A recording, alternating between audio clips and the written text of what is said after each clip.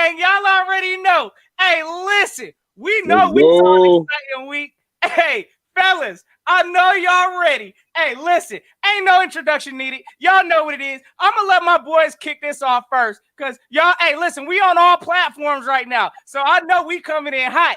Hey, Chuck, hey, Tone DeShields, tell them where to find you at, my guy, before I kick this thing off. What's goody? What's good? It's your boy Tone DeShields II from Chalk It Up, where no matter if we win or if we lose, we just got to charge it to the game. Y'all can find me anywhere on YouTube. Listen, type in Tone DeShields II, ToneDeshields II. Chalk it up. Like, once again, Eagles content, Sixers content. This is what I do. This is what I love. Born and raised in Philly. I do it because it's for the gratitude. It's for the love. And at the end of the day, we got to spread it. And times is rough, but at the end of the day, this sports is going to get us through any and everything. One love, y'all. Yo, that. What's going on, man? You know who it is. You know what it is. Your boy Philly Fresh, a.k.a. the General, man. Listen. Also, a.k.a. Full for the Better Bird podcast. Shout out to my guys. They not here. I got my two other guys with me. Listen. Shout out to all y'all. I see y'all. The link coming. Just give us a second. The link coming. Shout out for all of y'all. Notification gang. Yo that. What's going on? I see y'all in the chat. What up, Murph? Infamous. Sports legend. Man, I see y'all. I see y'all. Shout out to all of y'all being in here early, man. We got some conversations to talk about. How you feel? We already seen what happened with the Saints. How you feel? You know what I mean? How do you feel about the quarterback switch? Man, we ain't talked to y'all in a week. And a lot happened in a week. A lot. So we got to talk, man. We gonna let y'all talk also, man. But give us a second. Let us go through the motion with my guy Philly Notion. Go ahead, bro. Hey, you already know how we kicking this thing off. Y'all said it best. We got a lot to talk about. But before we get into any and all of that, yeah, warm it up though. You know what time it is. You know who you are with. You know who you rocking with. It's your boy Philly Notion. Notion gang salute. You already know. Hey, let's check the 4K real quick. Because last time I checked, the belt is within reach. Yes, sir. Hey, ring check. Y'all already know we still in there. I don't know how y'all fellas feeling, but a win is a win. Hey, we did that. Please believe that. But hey, listen, if you new to this ride, y'all know what to do. Go hit that subscribe and activate that notification just so y'all live with all the Notion vibes. Again, check the description links below. We on all platforms right now. Sub up every last one of these fellas because they out there doing their thing, kicking that Eagle flavor. So, hey, fellas, y'all already know. Let's go and dive into it. I know they hot with the chat. Hey, hold on. Before we dive into it, hey, listen, I got a question for you. How long is it going to take you to get to Jalen Hurts bobblehead? Bro, you already know. Hey, listen. I'm just asking. Hey, that's a fair question, brother. And I'm going to tell you right now, the thought was actually conceived last week. So, I see Carson ain't up there no more. Carson. Oh, man. Hey, he in timeout, bro. He in timeout, bro. Hey, you already know. Hey, the thought has been conceived already, bro. The Jalen Hurts, hey, bobblehead, they lucky. It ain't on order yet. They ain't got him in Eagles gear yet. But I looked, my guy. Hey, yes, sir. Yes, sir. Please believe that. Okay. Hey. All right. Go ahead, man. I ain't mean to interrupt. Just had to know. You already know. This is how we rocking today. Make sure. No, how many people we got in here real fast? Look like we got a total what? We got 23 in building up right now. So we got 23 in the building. Okay. Hey, make sure y'all. We appreciate y'all. Please make sure everybody, y'all already know. Whatever will do any and everything for us, y'all. Y'all know what that's going to do. The like button gonna move the wave, gonna move the culture. Y'all want that to happen. If y'all don't know, this joint is on all three of our channels. So if you rock with all three of us, you can come in and out, and you can do more in and outs than Jason Peters. You know what I mean? Facts. Hey, we'll go on kicking that off, fellas. I mean, real quick, before we dive into this, I mean, let's talk about, what it is. We can't dodge these injuries for whatever the case may be. Hey, I know we got some injury news. Hey, Rodney McLeod out for the year. Jack Driscoll Yeah, out that's the for big the one. year. Yeah, those two big ones. Those are two big ones. Those are two big ones. For the simple fact that Jack Driscoll, for a rookie, what he's been able to do and the impact he's been able to make, he's come in at a moment's notice every single time. And like they've said, we've had 12 offensive line shifts in the past, 13 games, and it's going to be 13, this coming game. So at that point, when Jack Driscoll was in, he was productive. He came in that Redskins game, was very productive. And I feel like he's only going to get better. For a fifth-round pick, he has extreme value. And it's a shame that he sprained his MCL, but I think he's going to bounce back. He's going to have a good off season, to recover. Jeff Stoutland is going to, get that guy going. So, it's only a matter of time. And it's okay. This season was a wash anyway. It's okay. But, the injury sucks ultimately. And Ronnie McLeod, that one just really hurts because, we won a Super Bowl with that guy. And I wanted him to kind of go out in a blaze of glory, but this season kind of really didn't go that way. He was having a good season as well in pass coverage. Run defense, that's a different conversation. But pass coverage, he was having a good year, and it's a shame he went out the way he did, but he went out on a good win, a respectable win. And I'm gonna pass it over to my man Fresh.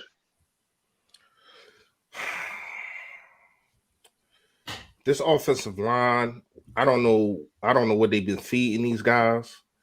I don't know what if it's on the personal trainers. I don't know if it's on the medical staff. I don't know what's going on, but man, to think about how, like you just said, and I've been saying for a long time, to think about how to come into week 14, this is going to be your 13th different offensive line.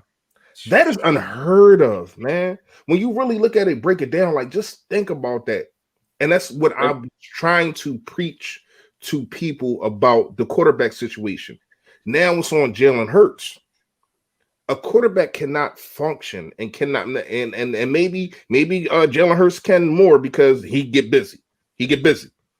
So he get busy with his feet. So maybe it don't hurt. Matter of fact, I know it's not going to hurt him as much, but still, like that offensive line that we seen against the Saints was the best offensive line we had all year. Just facts. The best. Arguably, just facts. The way that they was, it's not even a question. Not even a question. I was watching. I saw Gig City's all 22. I also watched Breaking the Birds all 22 of Jordan Mailata. And Jordan Mailata had an amazing game. That's what I was about to say. That's what I was about to say. I just made a video about the offensive line. You know what I mean, and about Jake Elliott. I see y'all. I talked about him in my last video I put up about 2 hours ago. So when you really look at it, Jeff Stoutland, man, he needs to find a job. Like I would love him to stay here because of what he has done. And when you look at it, if somebody developed wide receivers like this, if somebody developed running backs like this, Deuce has. I ain't even going front. I think Deuce has been doing a good job. Yeah, he has a good track record. Yeah, if somebody developed quarterbacks like this dude had a job. When you look at it, to have a guy that Tone was just talking about not play football ever until 2.5 years ago, and you put him on the field, and he is your best lineman right now, hands down. Nobody's better than him. Yeah, when you add in like physicality, size, and a lot of it is because of his size. But you see the way that this dude can move his feet. You see he don't take no prisoners. If you in my way, you better freaking move. Like seriously, man. When I say Andre Dillard can get traded, or he can just sit on the bench, your behind, or we find a way to move him. We find a way to move him, Fresh. Like I think we still have him on the contract for what, 2 more seasons, right? Or who you talking about, Dillard? Dillard, is it 2 or 3 more seasons? How much? It's 3 because he's a first round pick. Yeah, he's first round. He got 4. Yeah. You get 5 years. You get 5 years. So he got 3 years left. Yeah, he got 3 years left. Got 3 years. Listen, I would find a way to incorporate him because he's not a lost cause. I don't want to say that much. I feel no. We don't know what he could have been this year. He just got hurt. Yeah, but on top of that, I'm gonna tell you that the Eagles ruined him. And I'm gonna tell you this: he ain't better than that kid. I was just no. And that's no. I'm not saying that you're saying that. I'm just saying. Got you. When you really look at it, I don't care that he was a 7th round pick and that Dillard was a first. Put your talent where it needs to be, and that's starting. Because we've seen this all year. We've seen this with a Mr. Jason Peters. We've seen this with a Alshon Jeffrey, things like that. I don't give a damn what they're getting paid. I don't give a damn where they was drafted at. We even see it with a J.J. Arcega-Whiteside. Why the hell is John Hightower being inactive, but J.J. Arcega-Whiteside does nothing but hold water bottles and slaps people on the helmet when they come off the field? Is being active to do what? It's like, and this is why I say there's so many things that we need to talk about. Wait, I got a question real quick. I got a question. I got a question. Fresh, real quick. Go ahead. What's that, Tom? I got a quick question for you, Fresh. Do you think and no, she could probably answer this too. Do you think any real coach, any football coach that wants to win, do you think he would have a man like J.J. Arcega-Whiteside on his roster? Like straight up, like yes or no? Like anyone that wants to win, do you think he would have him active or at any point on his roster, knowing he hasn't done anything since he's been drafted? Bro, J.J. Arcega-Whiteside need to be on a practice squad. Period. Like, okay, you know what I'm saying? Cool. I'm glad you said that. That's where I'm at. Man. But do you think like on any other team, do you think he would have had the role he would have? Like on the other team? No, but we don't just see it with him. Remember Matt Hollins? Remember Greg Ward was just waiting in the wings. That begs the question. Remember Dante Burnett, which is waiting in the wings. What's the question behind it? Because this begs the question: who's really making the decision? We already know. I think Howie is pulling the strings beyond belief. And I just don't think when you think about the deficiencies that's blatant, like you said, Matt Hollins, when you think about J.J. Arcega-Whiteside, those two wide receivers in particular in our history have been blatant disappointments, blatant disregards for the production of our team. And they've still maintained active roster spots, or if anything, they haven't even been like J.J. Arcega-Whiteside not even been dropped to the practice squad yet. Not even. He's done absolutely nothing. He needed to go to the drop. Hey, listen. I've seen them drop guys to the practice squad for less. I'm gonna tell you one thing right now, and that's one of the things the Eagles do best. Like it's the picks, bro. It's the mean, that's one of the things the Eagles have always done, though. That's just a common thing. We hold on to receivers way too long. Like I said, you can go through a slew of receivers on here that, it is what it is. We haven't had that truly number one, give me that ball type receiver. I honestly still don't think we have it now. I mean, out of all the talent we have, we wasted Dorial Green Beckham, Josh Huff, like you said, Nelson Aguilar. The list goes on. We just need a bona fide number one receiver to invest in. Period. Jordan Matthews. All of these players right here are like, third string, second possible string. Jeremy Maclin. For crying out loud. I like Jeremy. Jeremy Maclin was a baller, bro. Yeah, he got busy. Okay. He got busy. He was a baller. He got busy. But at the same time, honestly, compare him to I would say like a DK Metcalf.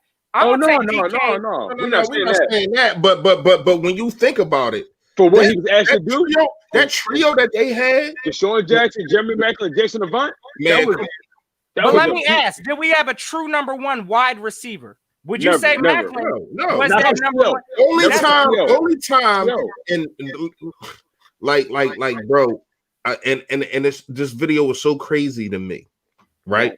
That I posted it twice. I posted it last year, then I posted it at the beginning of this season. And the Eagles, and this is when Harold Carmichael got into the Hall of Fame. I made the video, right? So if y'all really want, I can't give you the breakdown off my head, but if y'all really want the breakdown, just go fully fresh. Harold Carmichael, it's going to come up. Do you know that after Harold Carmichael, we have drafted one wide receiver that went to the Pro Bowl, and that was Mike Quick. One. No, two. DeShaun Jackson went 2. Drafted, bro. Like what? 50 years ago. Like just you don't invest in the talent. Just think about it. Now, had we had dudes like we already know T.O. Come on, man. But we didn't draft him. You know what I mean? So when you really look at it, this organization has not valued the wide receiver position for a very, very long time, man. Why do you think that is? Same reason we ain't got no ring. I mean, well, we got 1 ring now. Because what you mean, Fresh? What you mean? I said one. Blasphemy. But when you and even then, bro, we didn't have no number 1. Alshon wasn't no number 1 wide receiver. No. Everything just came into fruition, and we was running the football down people's throats. You know what I mean? And Carson was Carson. Like, come on, man. 33 touchdowns in 13 games. I posted the link, so this thing about to start filling up. Just a heads up. I pinned it, everybody. Hey, if y'all you always try to jump. You try. Hey, I try to sneak y'all. You know what I'm saying? I know when y'all on conversation, I try to hit them with it. No, it's all good though, because I'm really curious to hear what people see about. And I like to know that because I know a lot of this conversation today is going to be. Jalen Hurts. I'm going to give Jalen, bro. Jalen Hurts his props. That boy came with the ball. I'm gonna give him his props. He carried the ball straight like that. He get his flowers. No, like straight like that. You know what I'm saying? I'm gonna tell y'all right now, this is a good week for me. Can't nobody tell me and nothing. My humble opinion, because I'm gonna tell y'all right now. I think Jalen just fits better currently. The way this defense is set up right now, Jalen just fits better. He fits better. Hey, I completely agree, bro. The way this scheme is run. Hey, listen, I'm gonna tell you right now, like Jalen Hurts may actually fit Carson Wentz, in my opinion, right now, his scheme and the way he's running things. So, I mean, I'm going to tell you, I'd like to know this from y'all too. And I'm sure we might get some questions from, or I know that's probably going to be a question I'm going to ask some of the people is definitely, listen, like if for whatever reason, right, the Eagles went out, will Doug Peterson keep his job? Well, he's fighting for his job right now. That was the main reason he subbed in Jalen Hurts. He's fighting for his job. I think he's on the hot seat regardless. But when you think about his resume from the very beginning, year 1, he drafted Carson Wentz, no playoff appearance. Year 2, Super Bowl. Year 3, divisional round appearance. Year 4, first round. Well, actually, division round appearance again, right? Because we did a wild card. No, I'm sorry, wild card appearance. 4th year wild card appearance against Seattle, and then 5th year, here we are. So each year, we have literally went the round of getting worse and worse and worse every single year. The only thing's missing is the NFC Championship, but like we went like each year we've gotten worse. Is what I'm saying. Like, we go from Super Bowl all the way to the bottom of the barrel. And this has been a blatant act of tyranny against his organization from Howie Roseman and Doug Peterson before allowing it to go this far, this long. The lack of development, the lack of innovation. There was just a pause on everyone's mentality. You know what I mean? Like everything just kind of got a pause. People got fat. I think the front office more than the players got fat off of the Super Bowl. I don't think we talk about that. Hey, hold on real fast, Tone. Hey, everybody, give me a thumbs up or thumbs down. Is the stream working on my behalf? If it's not, so all right, let me tell y'all something because it looks like right now what I'm seeing. So we got this thing loaded. So we're gonna start cycling people through here because we got more than 10 in the back. If you can't get in, that means it's 4. Yeah. That's all it is, y'all. Notion got a leg up on me again, so I wasn't my fault, y'all. But give us time. Listen, everybody backstage, it's a lot of people that want to get in. So like, I understand y'all want to speak our piece. We're gonna let y'all, but we gotta keep it rolling. We gotta keep it moving. We're going to keep doing this, y'all. So I need that link, Notion. And not only that. If you see that drawing ain't 4, you can come back in. You know what I mean? But we just got to keep this joint rolling this time, man. Appreciate Yes, all of sir. y'all, man. We gonna let y'all talk. We definitely gonna let you talk. But before we do, Tone. Yes, sir. Because I was putting a link in when you had said something, but it kind of clicked my ear. You was like Jalen Hurts fits better with this situation. Right. My thing is, I think Doug made it to where as though Jalen Hurts fits better in this situation. All the things that we've been calling for, Tone. Like if you look at my videos from week 1, all the things that I've been saying, all the things I asked you to do, all the things I asked you to do for Carson, you did none of that. But for one week, you do it for another guy, and it confuses me. Why is it that you sit there and let this guy take a beating after beating after beating, knowing that the offensive line freaking stinks, knowing that he's not playing at a high level in the pocket? He's not. But yet and still, when he gets rolled out once a game, every single time, it's a big play. But yet and still, you don't keep doing that for this kid, man. And it's a shame. It's a shame that now all of a sudden that you do it. Now, am I happy that you did it? Yeah, but I do got mixed feelings because not only what you doing Carson wrong, you was doing Miles Sanders wrong. He finally got 100 yards, and you still didn't run him enough to me. You only got 14 touches. Like that still wasn't enough. And then your situational football. Can we talk about that real fast before we bring these people on? You are up. You are up 3 points. You got the ball on your 40-yard line. And you know that your defense just got decimated in one drive. Rodney McLeod went out. Darius Slay went out. Avonte Maddox went out. Instead of trying to pin these guys back at the 10-yard line, you know what? Go ahead, man. Go ahead. I'm gonna go for it. And then you call the dumbest play again. Like Jalen Hurts. I'm sorry. I like Jalen Hurts, but Jalen Hurts, when it comes to 4th and 1s, he can't do that like Carson does. He doesn't have that big body. Oh, you mean the QB sneak? You mean? Yeah, you talking about the Oh, so, okay. So you mean the quarterback sneak that play specifically? I'm talking about the quarterback sneak and the other 4th down. The last 4th down when we was up and we was at the 40-yard line. I think it was it 4th quarter? Yeah, it was 4th quarter. Hey, I'm gonna remind y'all real quick too, though. You talking where he fumbled? Jalen Hurts did throw a tub on a 4th and 2, or I think it was like 4th and 4th and 2. Both of his touchdowns that he's down, bro. Has been on 4th. But he was down. Oh, wait, you talking about? No, that's last week. Yeah, he threw a tub on 4th down. Both his touchdowns. But that doesn't mean that you got to keep doing it, bro. No. That's not Hurts' fault. That's on coaching. I'm not talking about Hurts. I'm talking about Doug. Oh, okay. Yeah, that's Dougie. I ain't say nothing wrong. Come on, man. I ain't say that ain't got nothing to do with Hurts. I'm just saying that his play. I said, can we talk about the play calling in the Saints game? Right. He got a little more creative. And how I still think that he didn't give Miles Sanders the football enough, because really, when you look at it, Jalen Hurts ran for he ran 15 times. 18 for about 108 yards. I think it was 15. I think he ran 16 times. No, it was 18. Oh, okay. I could be wrong. That it rarely happens, but okay, we'll see. But so when you look at it though, 8 of them Jones was pass plays. 8 or 9 of them was pass plays, and he got busy.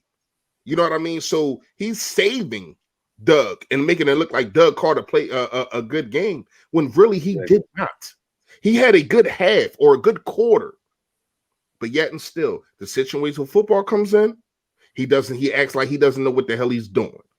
He doesn't know how to run the ball enough to me, and it's still going to be a problem, especially when you got a rookie quarterback, which we seen him do to Carson Wentz in 2016. Carson Wentz had the most attempts as a rookie ever.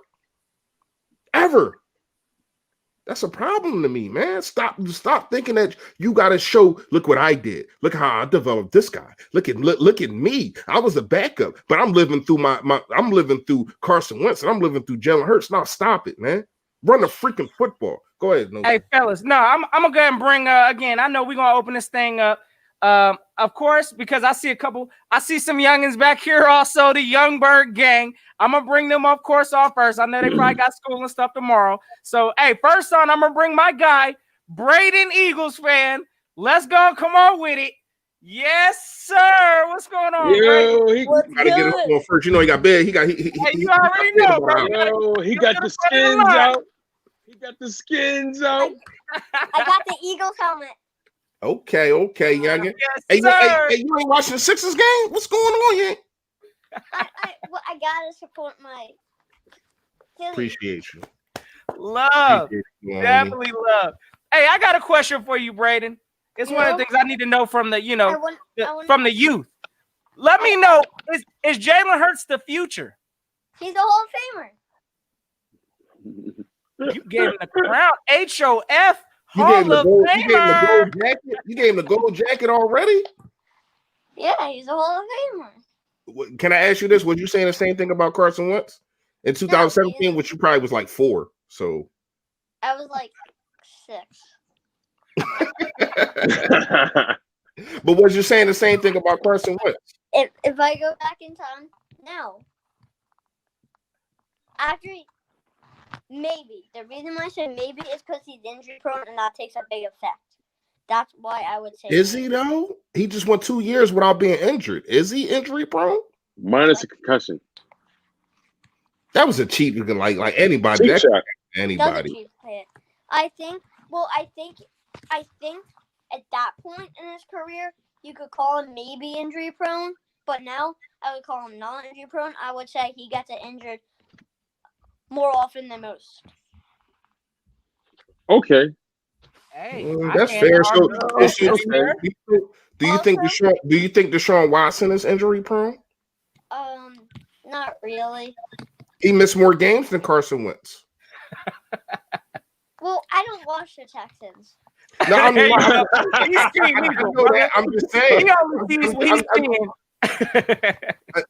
I'm just saying, but we love it, Brady. We love it, my guy. Hey, listen. Hey, that's the new movement, brother. Day, I guess Hall of Famer, bro. Rock, no artist. Stop. Leave him alone, man. He like 10, man. Leave him alone, man. Oh man, yeah, y'all already know, man. The That's young birds out here get all the love. They express Braden's the guy, man. That's my guy, Braden. Yeah, yes, sir. I told him, but he better start a page. I guarantee he have 1,000 subscribers in about 2 weeks. Says, facts, bro. Hey, listen.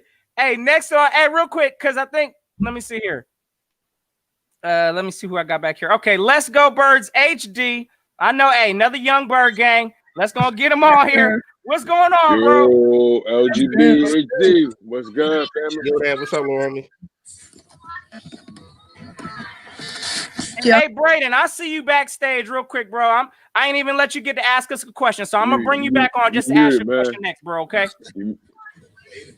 Let's go, Birds. What's up? What's up, my guy? Hold on, let me turn this down real quick. I ain't trying to get notion copyrighted. My God. Hey, you hear it, bro? Hey, are you good? Yeah, I'm good. All right. What's going on, man? What you got for us today, man? Got a question? I know. Listen, we're gonna try to take a question from everybody, and we're gonna try to keep it rocking today. We got this thing loaded up. I see in the back. What you got going on? Let's go, Birds HD. How you feel about that Sunday game you watched, brother? I mean, I knew Doug would change his play calling, and he's going to use running the ball. Oh, he's a rookie, so I got to support him. And he's going to use that as an excuse and all. But I know you got people waiting in the back, so I'm going to just keep it real quick. I just want to say, so if you look at all the rookie QBs drafted, Joe Burrow lost his first start. Justin Herbert, he lost his first start as well. Tua won his first start, but 93 yards in it. And Jalen Hurts won his first start against the best defense in the league. Best. Y'all could argue the Steelers, but I think the Saints are built better. The Saints are better than the Steelers, of course. Yeah, you already know. But and he had that on his reputation. Has Carson ever beat the Saints? You know, No. No, he only played them once. Yeah, they lost. They lost in fashion. No, they got their ass kicked. That's what I'm saying. Like it was like one of Carson's worst career but to me, that was a team loss. Like Lane Johnson was, it was so trapped. That was like, rough. That was bad. Remember, we didn't even have a running game. I think that was like Josh Adams' first game. Like we didn't even have a running game that year. So it was tragic. Like, of course, that loss is going to go on Carson, but that whole team was horrible that year. They were getting smoked. Remember, Malcolm Jenkins had to put the middle finger up to the head coach because Alvin Kamara he targeted Jenkins and he put his middle finger up to him. That was just a bad game. That was a blowout. So. Yeah, let's go Birds, man. Hey, listen. Hey, we gonna keep this thing rocking, my guy. You already know, man. Listen. Hey, real quick question before we get up out of here. Is Hurts the future, bro? Is he the future? Anybody can be the future of this team. It's not like Carson isn't good. And you could argue that Hurts gives us an identity. But we always were a running team. I mean, we had arguably, Nick Chubb and Kareem Hunt, they're talented, but stat-wise, Boston Scott and Miles Sanders are better than them. Stat-wise. So don't throw hating on me in the chat. But they are better than Nick Chubb and Kareem Hunt stat-wise. And I think we could be better than the Browns because we have much more talent than the Browns. And our running game could be so much better if Doug just simply handed the ball off, put his QB under center. And he did that a lot. Over 30 rushing attempts on Sunday. And we had like 256 rushing yards as a team. And we actually won, and it's crazy to think that he still gave Miles Sanders 14 carries. Are you serious? If you gave him 20, he's easily getting over 200 yards that game.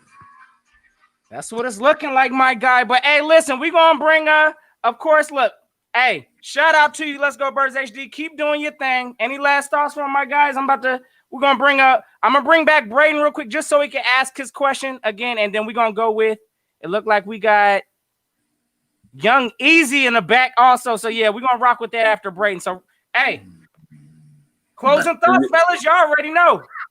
But yeah, Birds, yeah, I feel you, man. Like, at the end of the day, we're gonna have to see what happens, once what Hurts. Like it's I think Wentz is going to end up asking for a trade ultimately.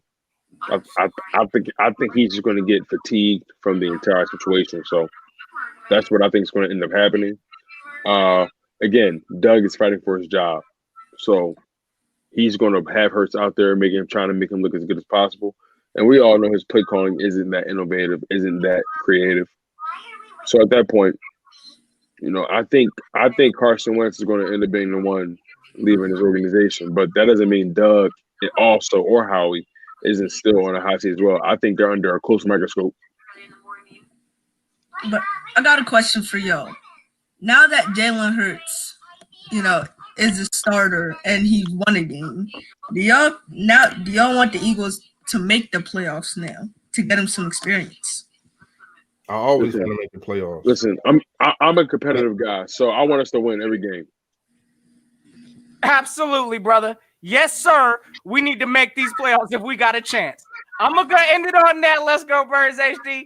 Hey, appreciate you. Real fast before you get out of here, man. You try to slide a comment like past me, and I don't too much get past me. I'm like Jeremiah Watt out here. Listen, let me tell you. Let me tell you something, little homie. I love Miles Sanders. I love Boston Scott, but they ain't nowhere near the duo of Nick Chubb and Kareem Hunt. That's just facts. Like first of all, Nick Chubb missed like 5 games, bro. Like, he missed like 5 games. So I mean, stat wise, you want to say, all right, I had to look at the stat, but that duo right there, it might be the best in the league when we talk about running backs. Who is a better duo than them? Don't worry, I'll wait. Ooh, on Appreciate that you, note, little homie. I know you got paid. Shout out to all you. right, guy. Hey, till next time, my guy. Notion gang, salute. All right, peace. All right, little homie. Already, Yeah. real quick, Yeah, I'm gonna bring. He trying to slide that. He's trying to slide that under the welcome mat like the. I peeped it, right? Listen, I peeped it, and I saw your reaction. I was like, "Oh, get him!" You can't do that. Them two General dudes sniffing that one out. but for real, who better than them two dudes right there? Like at the running back There position. ain't a better combo in the league right now. My No, opinion. they hot, man. They hot. Like as far as the combination goes, like it's really hard to think of one outside of them that are really that dominant. So It used to be Alvin Kamara and no, Mark Ingram or Melvin Ingram. Yeah. They was the best. But now, man, it's them two, and it's really kind of like hands down. Real quick, fellas, I'm gonna bring on Braden so he can ask his question real quick. Hey, sorry about the cutoff. Don't know what happened, Braden. But hey, you got the floor right now. What question you got for us? I have a question. I have a question for all three of you. Okay. I have a question for all three of you, and there's several questions. I have three questions. First, Notion. Do you think in the next 10 years we will be to win a Super Bowl? Win a Super Bowl in the next 10 years. You know what, Braden? Let me check into my invisible crystal ball back here. I see a championship belt. I see another ring. Yes, sir. One. You already know, Braden. Hey, listen, we're going to win another one within the next 10 years. And I see maybe potentially, hey, if this organization could get the GM situation straight, listen, we might be having 2 or 3 of those coming, Braden. Yeah. That's how I feel. And then for Tone, I have a question for you. What's up, my guy? And then, do you think Dallas Goedert will be a Pro Bowl type player by next season? Like, be in the Pro Bowl, pretty much. Do you think he'll be in the Pro Bowl this season or next season? Like, well, is he I'll put it to player? Okay, I'll put it to you like this: as far as his talent and his upside, I see that in his future. Yeah. Now that only can happen if we trade Zach Ertz. Yeah, we have to move on from Zach Ertz. That has to be a definitive factor. Because Zach Ertz gets all the attention.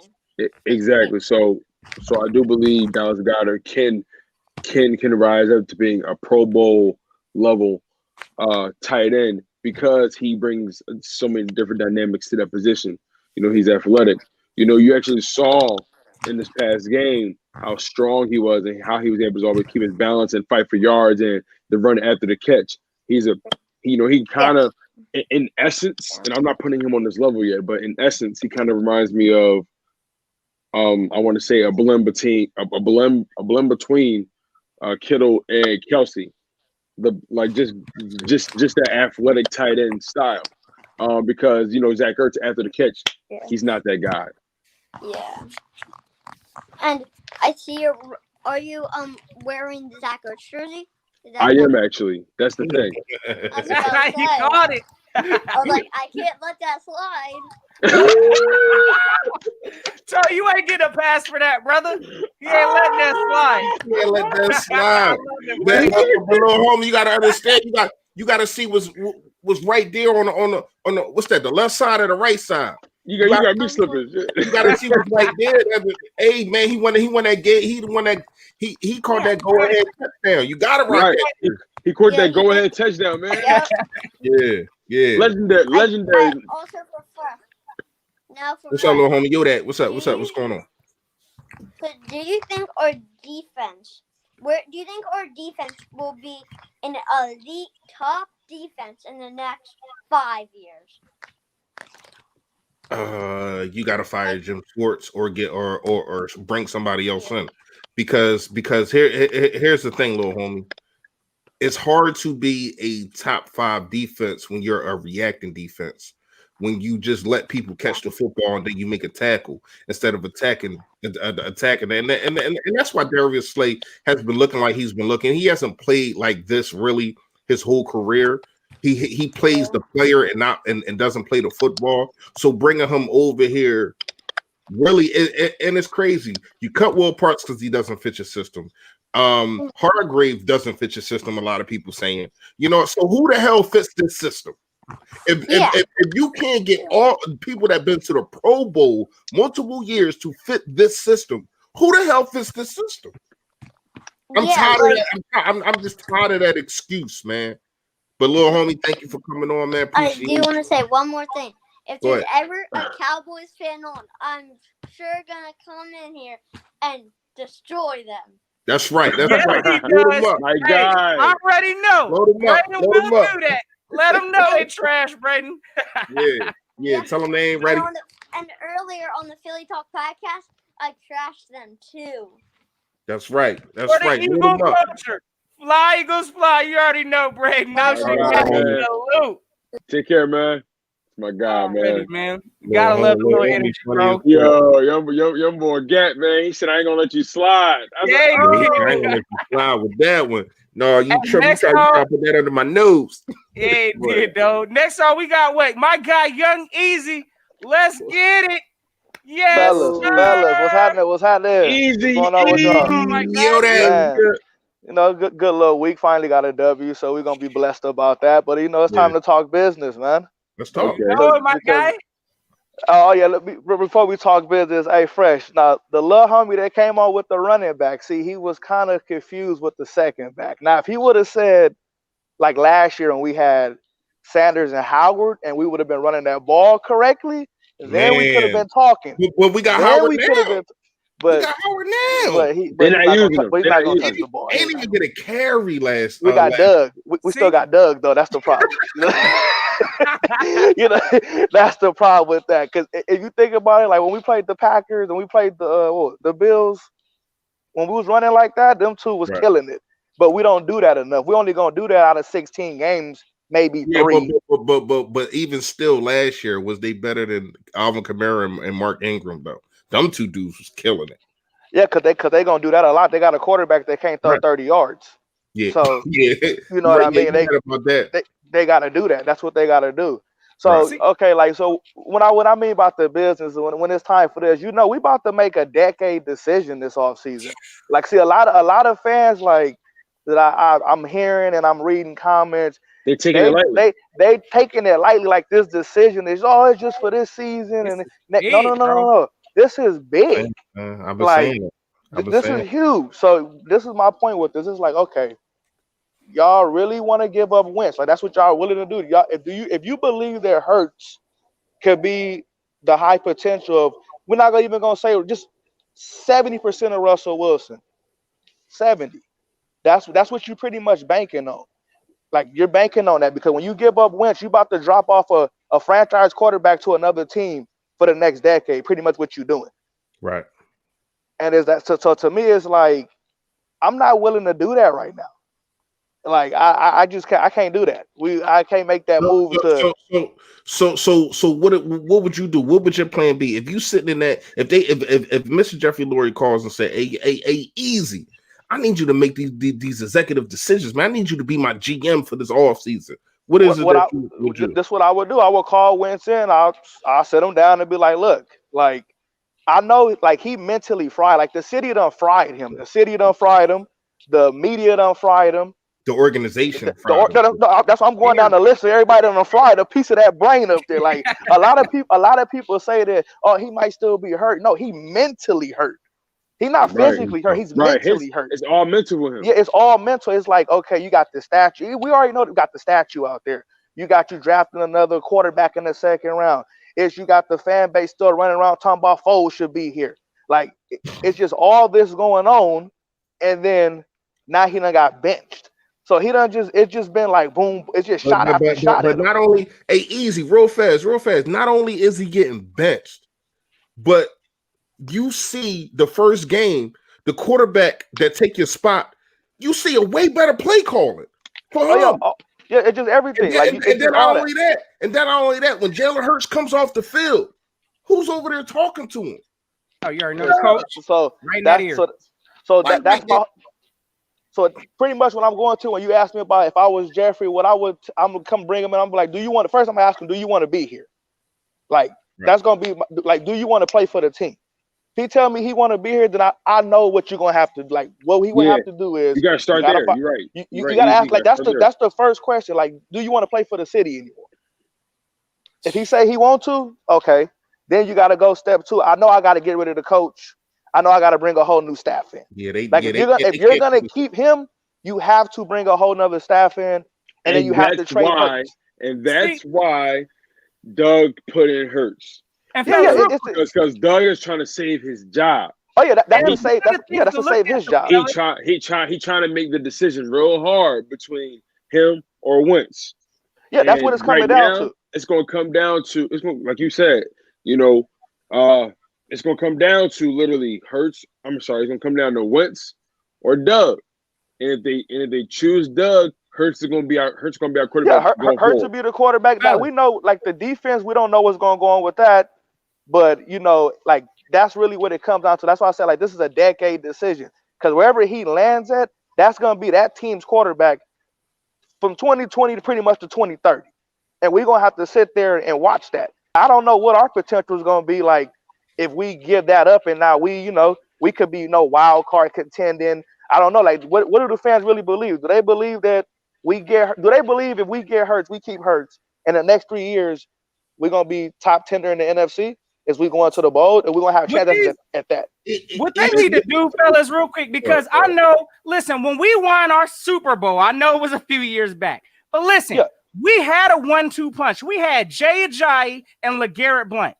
Listen, don't forget, Carson Wentz does not have that. In order for him to be successful, he needs a 1-2.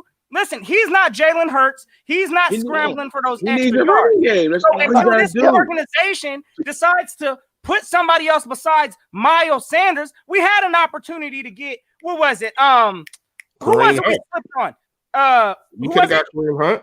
We could have got a few. I'm not even talking about Kareem. No, I'm talking about Fournette. We could have got Leonard Fournette. Listen, Carson Wentz, in order for him to succeed in this game and this I would have got AP. I wouldn't have got two running backs. He has not had that, and we haven't invested in none of that. So Carson's going to continue to play action. On the play action. So we got a running game. He play action and bootlegging and rolling out. He's a killer. So that's my point. I'm not trying to see that. That's my thing. Like, I'm trying to understand why Doug doesn't even want to even – because that if you go back to 2017, those are the plays he's most successful on. So at this point, it's like, okay, are you even supporting this guy? Because just based off of what you've been showing us, you always got him going out of the shotgun. You know, it's like, you know, he doesn't set him up at all with a running game anymore. We haven't had a running game since 2017. Yeah. And it's crazy. It's common sense, Doug. Run the ball with your running backs, set up the pass game. We've been at our best when we've done that. LeGarrette Blount, Jay Ajayi, common sense, you know, Corey Clement. But you know what's crazy? Go ahead. You know what's crazy? Even with now that we bringing up the running game, y'all know I'm not a stat guy. Y'all know I'm an eye test guy. But let me give y'all this all you gotta have is the eyes. That's all you need. But let me give y'all another stat that's crazy. When you really look at it, man, Doug really doesn't run the ball as much as we think. Now, I think 2017, I don't know if it was Deuce, I don't know if it was Frank Wright, I don't know who it was, man. But like Miles Sanders in 1 year passed everybody. No, he was 15 yards away from passing everybody that been under Doug Peterson in yards. Just think about that. And the guy that was leading was I can't remember his damn name for some reason, man. Smallwood. Smallwood had like 800 and something yards. 800 and something yards, or no, like 900 and something yards. And Miles Sanders had like 800 and something yards coming into this season. And I think the first game he just passed it. But when you look at it, that's 4 years. And now, give or take, I understand LeGarrette Blount was out. LeGarrette Blount was only 1 year. Jay Ajayi, he was in and out. I don't know, after them knees when he was just done. Now you're a soccer player. But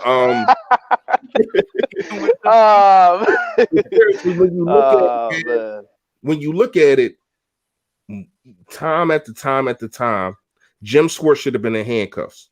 He should have had his fingerprints taken. He should have been taking them 3 pictures like this because he robbed Miles Sanders and Boston Scott for 100-yard games, game after game after game. The Giants game, the Cleveland game, like the Baltimore game. Like it's every every game Miles Sanders was in. Miles Sanders can get 100 yards every game if he wants to. No, his coach wants him. But this is what I wanted to do. Get out. No, so yeah, the coach, right, exactly. When we was talking, like pretty much talking about the win stuff. So like I was sitting back, like we was playing in the afternoon. I actually had to work on Sunday, so I had the red zone on split screen. So I'm watching the Colts and the Raider game, and I'm seeing how they out there feeding Jonathan Taylor, and he was out there abusing Oakland. And that's my thing. I'm looking at Rivers. What was he? Threw like 25 passes. They put up almost 50 on Oakland. Like and that's my thing. Like I'm going down some comments and I'm hearing Colts fans. They like, oh no, we don't want wins. We rather keep Phillip Rivers. And I'm laughing because I'm like, I know y'all weren't saying that when they signed Phillip Rivers after he threw 23 interceptions and 20 touchdowns last year. See, and that's my point. I looked at his numbers and I think he has 22 touchdowns this year with 9 interceptions. He just threw 23 picks last year. He started off bad for them though. He didn't start off. It wasn't an easy start for them. But what did they start doing? What did they do? They started running the ball. They started running the ball, and they started letting them throw the ball a lot. Exactly. And now they looking real good. So my point is with that, like I said, yeah, I don't have no problem with Hurts. If the franchise feel that he could be able to carry us, so we could be in contention. Hey, then keep him. It's just a decision. It's a big decision. It's a decision of a lifetime, bro. Because to me, it's the next 10 years. This decision is going to make or break you. Like, it's going to make or break the franchise. The monkey wrench is Carson Wentz asking for a trade. That's the monkey wrench. But now, I don't do that. I don't think he would do that. I don't think he'll ask for the trade. Like I said, I think it's just going to come down to him and the owner are going to talk, and he probably that's what it's going to be. I think the owner is going to tell him if you're not going to be the starter here, I know you're not going to want to be here. Like, come on, now he's not going to be the backup. Let's be for real. Like, we're gonna have $60 million. That's not happening. We're not having that's my thing, and that's pretty much what I was on. Like, that's pretty much my question. Is like, do y'all, is y'all willing to make that move? Like I said, this for the next 10. We don't want, like I said, hey, we all like wins. We ain't trying to go see him over there playing Mahomes in AFC Championship games with chances to go to the chip every year, and we sitting up here looking bad for the next decade. Or, looking good for 2 years, and then, we just flame out. Like, so that's my whole thing with it. So, it's a big decision that's coming after these next 3 games. And I think these 3 games break for it too, yeah, makes that decision. Like, if we make the playoffs, then we know what's going to happen. That's pretty much what it is. Like, if we miss the playoffs, then it's I want to counter on that too, bro. If we win out and Jalen Hurts makes the playoffs somehow, I don't see how we can make an argument to go back to Carson. Here's my question. Or at least not with Doug at the helm. Yeah, and I think that might save Judge's job. So that's the thing. Like, so that would be enough. See, that's what I'm saying. Like, so that little tease right there, let's say we make the playoffs, we get tough L or whatever happens in the wild card, or even if we get lucky, we get a win. But like that little tease right there enough? Because that's what I mean. Because this is like I said, that's a decade decision. What about next year we come out there, we don't even win the division, not make the playoffs? Then what? So real quick, I think that Doug, he can justify a case for him staying. But he's going to have to throw Carson under the bus and say, look, Jalen runs my offense better than Carson does. Jalen brings a whole different run dynamic to which if we're not going to get another running back for Carson Wentz, then we might as well go with the cheaper route and keep Jalen Hurts because he's naturally a runner also. So this team is going to have some decisions to make. I get that completely. But that's why I say it's just big decisions coming. And like I said, when you talk about quarterback, or you look at some of the teams around the league, look how long they've been looking for a quarterback. Like I'm looking at the Bills. They just finally found the quarterback. I'm 27. I ain't never seen them with a quarterback. They finally got one. So Cleveland went through like 23 quarterbacks in like 15 years. And like I said, I've been watching football since 2000. I only seen us have pretty much McNabb and Wentz has been the longest term quarterbacks. Right. Everybody else is, it kind of been in and out. Vic a couple of years. You have Foles a little bit. You know, it just stay in and out, in and out. We finally thought we had, you know, stable. You know, he was 5 years, so we okay. We got another 5 coming. Now it's like I think we do. But being in the situation is messed up because when you look at it, man, it's 1 year. It's 1 and year. that's me. It's not. It wasn't even 1 Right. year. He didn't get to finish it. So you Right. know what I mean? Right. In 1 year, it's Right. like Like That's how I feel. he It's having a 1 bad year. he having a bad year. Like it happens. It happens. You know like, what I mean? you got to think. I'm out here in LA where we got a mixed fan base. A lot of fans. I got Vegas fans. They want card bench. They still got a chance to make the playoffs. You got Ram fans out here. They want golf bench. They went 9-3. Like, so it's like you talk about quarterbacks and they don't have bad years. You tell me Carr ain't had no bad years. Golf just had a horrible season last year. Yeah. It was horrible. That's why they didn't make the playoffs last year. Yeah. So it's like for you to play, you know, even Tom Brady last year and this year is not good. it's not good. Roger, everybody done had bad years, and it's just like for dude to finally have one. I done heard people talking about he done had 3-4 bad seasons. Like their IQ is horrible. They just don't like the dude. That's what it comes down to. And so that's just where I'm at with it. I'm just like, hopefully, the decision that we make is best for the team. But it's a big one coming, and this one's gonna be for the next 10 years. This is the next decade decision because Wentz ain't going nowhere. You know what I mean? Like, he's gonna be around for 10 years, so we're gonna have to be watching over the shoulder, seeing if we let him go, seeing what he doing, seeing how many Pro Bowls he make. Yeah, I know he ain't got no playoff wins with us, but if he leave, he gonna get some playoff wins with somebody. Like, so that's my whole thing. So hey, we'll see. But you know, hey, it's always good chopping it up with y'all. But that's why I had to get that the big question out. It's the decade question. What we gonna do for the decade, man? I think you gave me my my video for tomorrow. There go, bro. I'm trying to tell. Like, I've been thinking about it. I'm just like, man, I know everybody they happy right now with how Hurts is running all that. I'm disappointed in you, man. I'm disappointed in you. Because you don't never get in on a free giveaway I give out every Friday. Man. I do. Oh, you just gonna be winning. No, I just don't be winning. Hey, I ain't gonna lie. I was close on Mike's though, because he put for the passing yards, and I put 162 yards, and he threw 167. So somebody has something better than that? Somebody bet they put 167 on there. I looked, I was like, somebody hit it on the head on my joint too. They put but I remember you had yours combined though. Yeah. Somebody had exactly 273. Shout out to them. That gift card is on the way. Yeah, but you said I gotta get back in here one of these days. I gotta get a lot of time to chop it up. I need to be a special guest one of these days. Yes, why you think I asked for your Instagram? I hit you. Okay. You ain't never hit me back. When? I hit you on the gram. Okay, I gotta go make sure about that. Yeah, I see you out there with Shaq and all that. Hey, look, sometimes you gotta understand. Hey, I'm out here in LA. You know, I be on that murder out here, man. I'm out here, you know what I'm saying, man. Yeah. So you know, man, and then dealing with this type of season, it's rough. Yeah. So yeah, sir. But, you already y'all let me know. I'm gonna let y'all know. I'm gonna check in next week. We're gonna see how we do. We're gonna go up here and get this W against Arizona. They ain't nothing too special. You know what I mean? I was supposed to be at the game, but due to the COVID, I can't be there. I had row 2 seats in the back of the end zone. You next to Mike Trout. Yeah. Hey, that's my guy. My guy. I was going to Arizona because the game was in Arizona. Okay. This week's game. So I had tickets for that one, but I got the refund because they ain't letting fans in there. But it's all good though. They're empty. It's straight empty in there. So who got fans? Kansas City, Atlanta, Kansas City, Dallas, Atlanta, the Lions. It's a few. The Texans. Man, Jerry Jones got 35,000 in attendance. Jerry trying to make that money. I'm just get out of here on that though. How he got half the stadium full of people? You know what Already, easy. I'm going, bro. I'm gonna let y'all be good though. Yes, sir. Yes, sir. Hey, you already know. Easy be coming with that.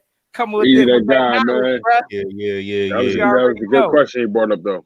A real good question. That was a good point topic. And it's crazy. It's not a question that you can just you can't just answer that question like right now. You gotta really dissect things and look at things because he's right. With that, Joe. You gotta stick with that, Joe.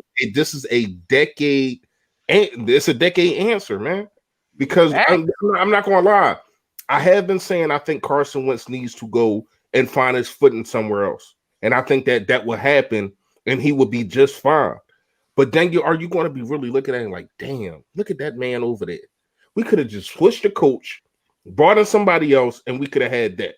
And I think that's what's going to happen if that do happen. But on the flip side, when you look at it, especially if Jalen Hurts wins these next 3 games and we go to the playoffs, how do you come in with this young talent and say, oh, he's back on the bench? Or do you just trade Jalen Hurts? Do you get a first-round pick for Jalen Hurts or a couple first-round picks? Now, if that happens, I ain't going to lie to you.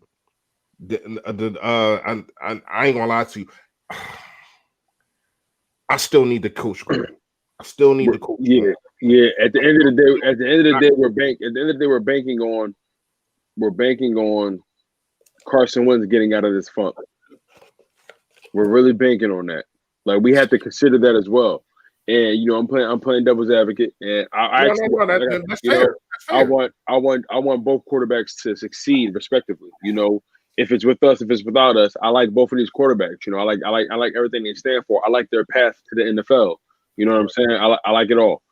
But we have to consider the fact that we're if we do keep Wentz, we're banking on him getting out of this. We have to be honest with ourselves, even though Doug Peterson has not been the best in play calling. We have to acknowledge Wentz's regression in his mechanics and, how he reads the field, how he sees the field. There has been a regression from Wentz. We have to acknowledge that. So at that point, we have to count on him being able to gain what he's lost. And I don't believe that talent is all gone.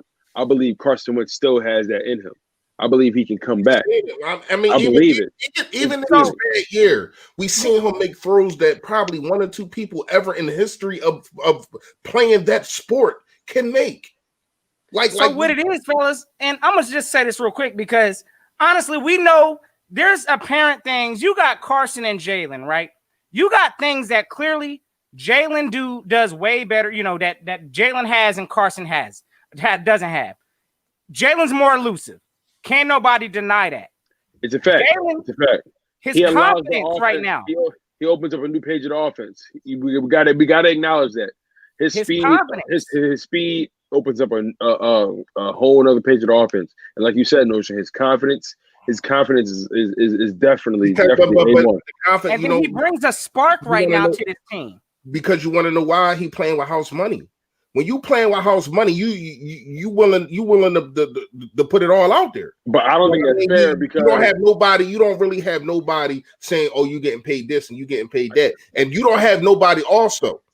You don't have nobody also saying you got to do what Nick Foles done.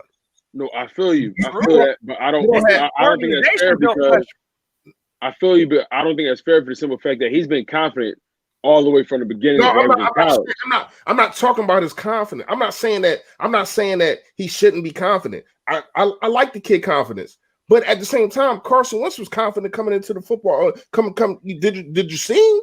The Eagles broke his confidence. But what I'm saying is let's just break down everything that really happened to him real fast. Okay. All right. So before I do that, the last 3 years, not including this year, the last 3 years, 81 and 82 and 21. Are you really willing to give that up? That's 82 touchdowns and 21 interceptions in 3 years. 3 years. So let's just go all right, 2017. We all know what happened. We hosted Lombardi. Boom, boom, boom. He comes back too fast. He's trying to put the team on his back. He can't. We got so many injuries at the cornerback position because he went 5-6. Everybody keeps screaming it's 5-6, but I've seen 3 games where the defense let him down, where we was up by 17 points. You want to talk about the Panthers game? You want to talk about the Titans game? You like so stuff like that. But that's always going to put on his resume. Now I have a question, a follow-up question to that. How do you respond to the stat of Carson Wentz and Doug Peterson, that pair? How do you respond to this stat? They have a 35-33-1 record together. and a 17, 22-1 record since 2018. Now, I understand, Carson Wentz's, touchdown to interception ratio, but when it comes to winning at the end of the day, how do you respond to that? Because I think that's an important thing we have to acknowledge. I was going to get to Peterson pair may not work. I was going to get to that. It's a thing that I have been saying since last year, since I made this channel, and it's true. It's a thing called December Doug. Even last year, when Carson Wentz at the helm and we went 4-0, and Carson Wentz was playing good the 2 games before that, especially in the Miami game, but the defense lost that. So it's a thing called December Doug, but sometimes Carson Wentz is not there in December. You know what I mean?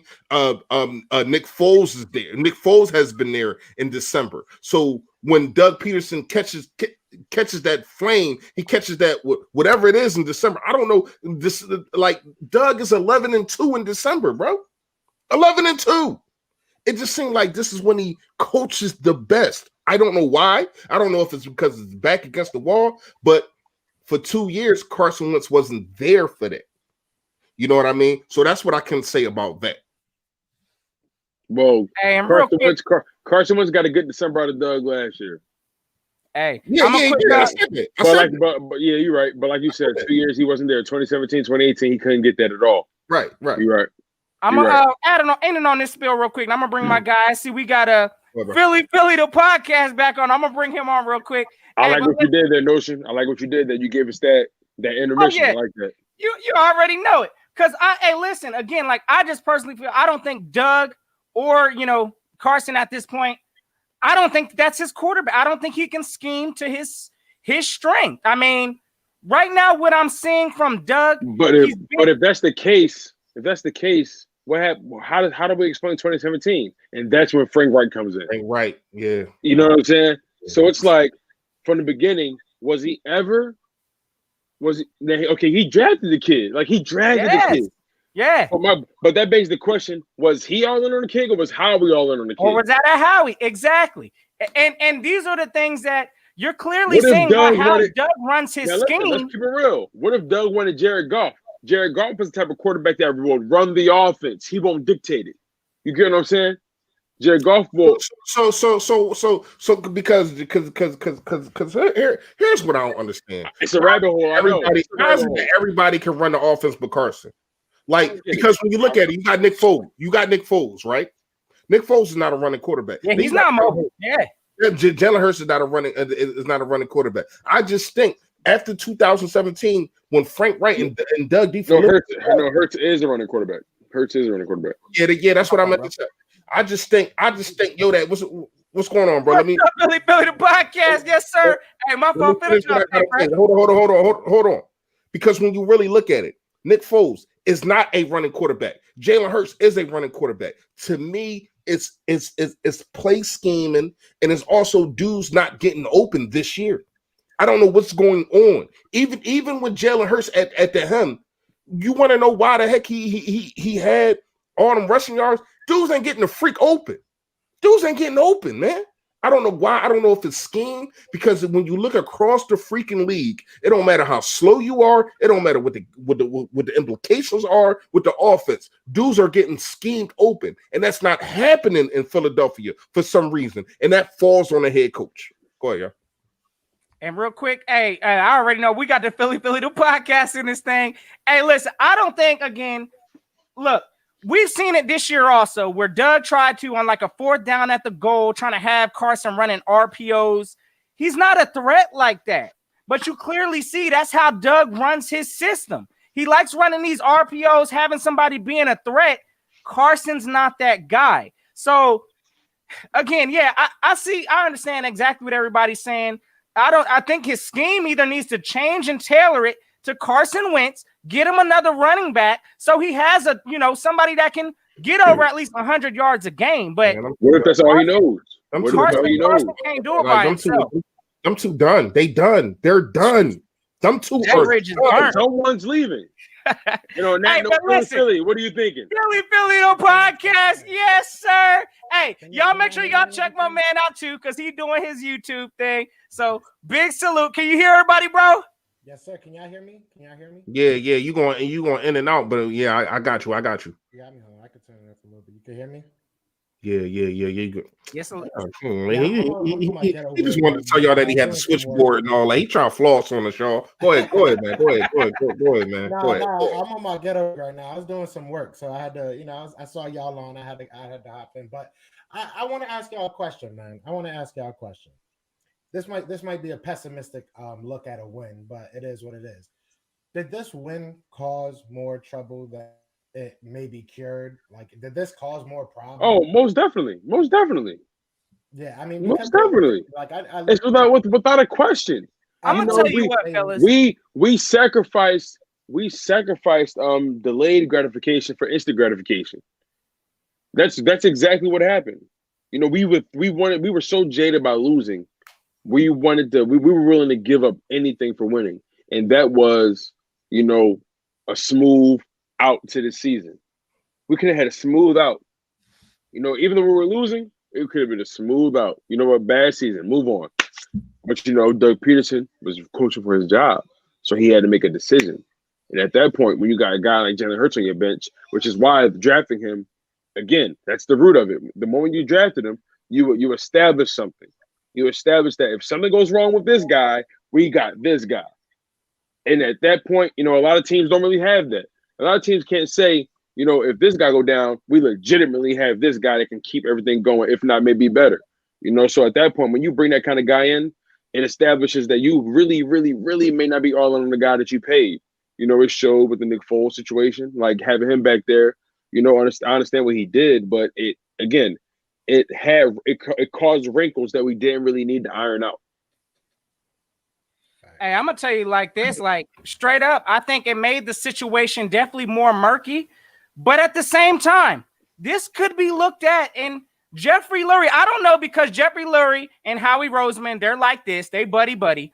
And I'm gonna tell you right now, if this Jalen Hurts pick works out, please believe Howie Roseman is gonna take credit for it. He's gonna find a way, I believe, because again, we saw the reason why we're in this situation is because we didn't have. We were banking all in on Carson being a Pro Bowler, and playing at this top-notch level. Now with this pick, we have created a whole different dynamic where, as you said too, Fresh, this man is looking like, a first round, like he's looking like some, he's got a good skill set. We're interested to see the rest of it. We need to see more. Like I need to see, can he still, throw a deep ball? Can he still, I don't really want to see it, but does he have that clutch in his DNA? Can he play from behind? Things like that we're going to have to naturally see as this man's career goes on. But at the same time, yes, this situation has gotten completely murky. I think that depending on Jalen Hurts' success, that's going to depend on whether we're going to keep Carson Wentz, whether or not Doug Peterson's going to stay, whether or not Howie Roseman's going to stay, is all going to determine or depend by the success of Jalen Hurts. And again, this man's not playing with any pressure, so he can just go out there and play freely. That's true. Go ahead for the Philly. Yeah, no, I mean, it's like I said, I got to see a little bit of what Jalen was doing. I watched the film a little bit on him, and he looks good. He doesn't look great. He made mistakes, you know what I'm saying, but he looked good against a really good defense. You know what I'm saying? Right. And my thing is, and maybe I'm playing a little bit of devil's advocate because I do kind of want him gone. But at what point do you start giving Doug credit? I mean, he did it, like you said, to your credit. He did it with Nick Foles. He's doing it with Jalen Hurts a little bit. He's done it with other quarterbacks. What point do you start saying maybe Carson does switch up the plays, or maybe Carson just doesn't play within the and guess what? That's what I was about to get to. I was reading an article, right? I was reading an article by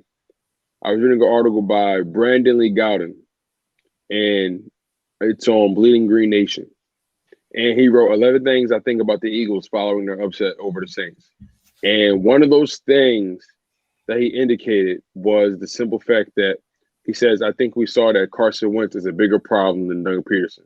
And let me read this because I want us all to really get a feel for what he's saying. Because the moment I saw that being one of the 11, reasons to be, to think about the Eagles, I was like, okay, I need to understand it. So let me just read it to you guys real quick to get your thoughts. So he says, He says, I've been pretty consistent in my belief that Peterson has taken a disproportionate amount of the blame for the Eagles' offensive struggles this year. Not to say that he's blameless, but the point was that Wentz is actually the biggest problem. Follow me on this, y'all. He says, well, Peterson is now 11-3 without Wentz after Sunday's win. Those 3 losses came against a meaningless loss with Nate Sudfeld in Week 17 in 2017, Week 2 in 2018 when we went against Ryan Fitzpatrick, and 2019 when we lost in the divisional round with Alshon Jeffrey dropping the ball with the Saints. So he says with Peterson and Wentz, they only are 35, 33, and 1. So he says if you look at the Eagles' record against teams that ultimately finished above 500 since 2018, the Peterson-Wentz combination is 3-12. Under the same conditions, Peterson is 4-1 in that stretch without Wentz. Now he also mentioned this as well, which really, really caught my eye. He says really the entire team just seems to have a different energy boost when Wentz isn't playing. Hard to say exactly what that's all about, but doesn't it feel that way? He said I'm not ready to officially write off Wentz's Eagles career, and apparently neither are the Eagles, given the reports that they plan on keeping him. He says not to mention Peterson's subdued post-game press conference where he was reluctant to heap praise on Hurts and instead focused on how it was a team win.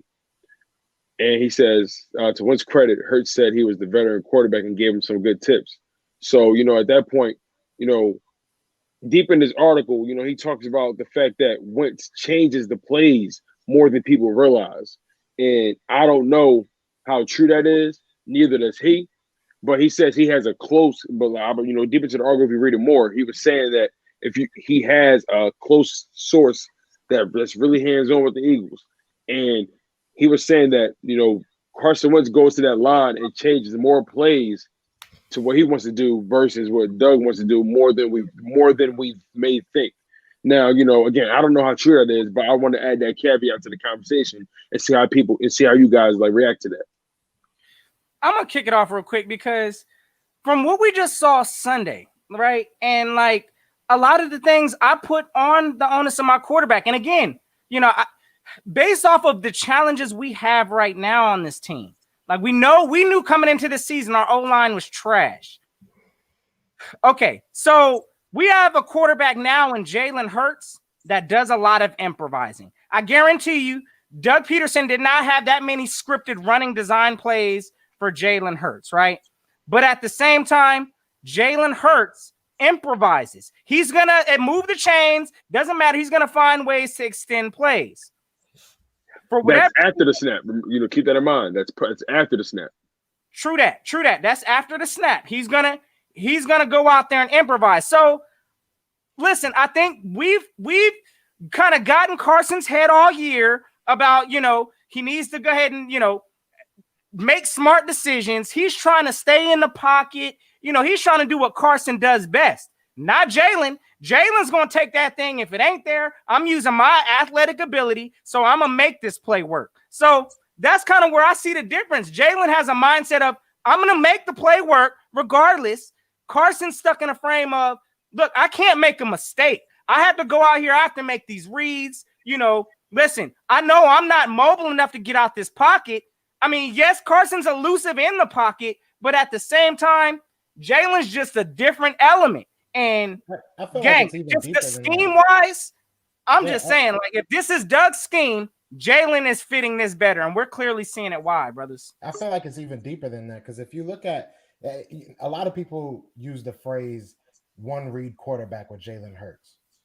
I don't think that's as true as they make it. To a very certain extent, it's true in the aspect that he steps back, he sees the play for what it is. A lot of times, Wentz will see what the play is going to develop to be, and that's what ends up getting him sacked. Hurts, what's helping him right now is that he falls back. He makes the first decision that comes to his head, whether it's running, whether it's throwing. He makes that decision and he goes and does it. That helps you when you have a now for Philly. Let me bounce off of that real quick. The fact that Wentz jogs back and sees, he wants to see what the play develops into, Would that imply that the routes, the plays that are being called Yeah, no, are it's not a longer, bad thing. As a quarterback, are longer developing routes yeah, versus with Hurts, they not maybe shorten some of the necessarily. routes. You Not know what I mean? necessarily. My Just thing want to add more, that it's in. not a bad thing. It's not a bad thing that Carson Wentz takes that extra second. He doesn't have that extra second right now. And that's what's hindering him as a quarterback. There's a lot of quarterbacks, Tom Brady, for example, even Aaron Rodgers in his later days, they take that extra second to try and let that route that they see developing play out. Right now, we don't have that, that luxury. So it's helping. I'm not saying that it's a bad thing for Carson Wentz. It's a vision thing. That's what you want out of your franchise quarterback, to be able to sit in the pocket and make those reads and let plays develop. Do I think that they're quicker plays? Yes and no. I mean, yes and no. Like, definitely there are a lot more screens that we saw. There was a lot more, wheel routes and stuff like that. But at the same time, I feel like it's also Hurts just saying, I'm going to run this ball, or just getting on the outside and just throwing it away. A lot of people got upset that he only completed 17 of 30.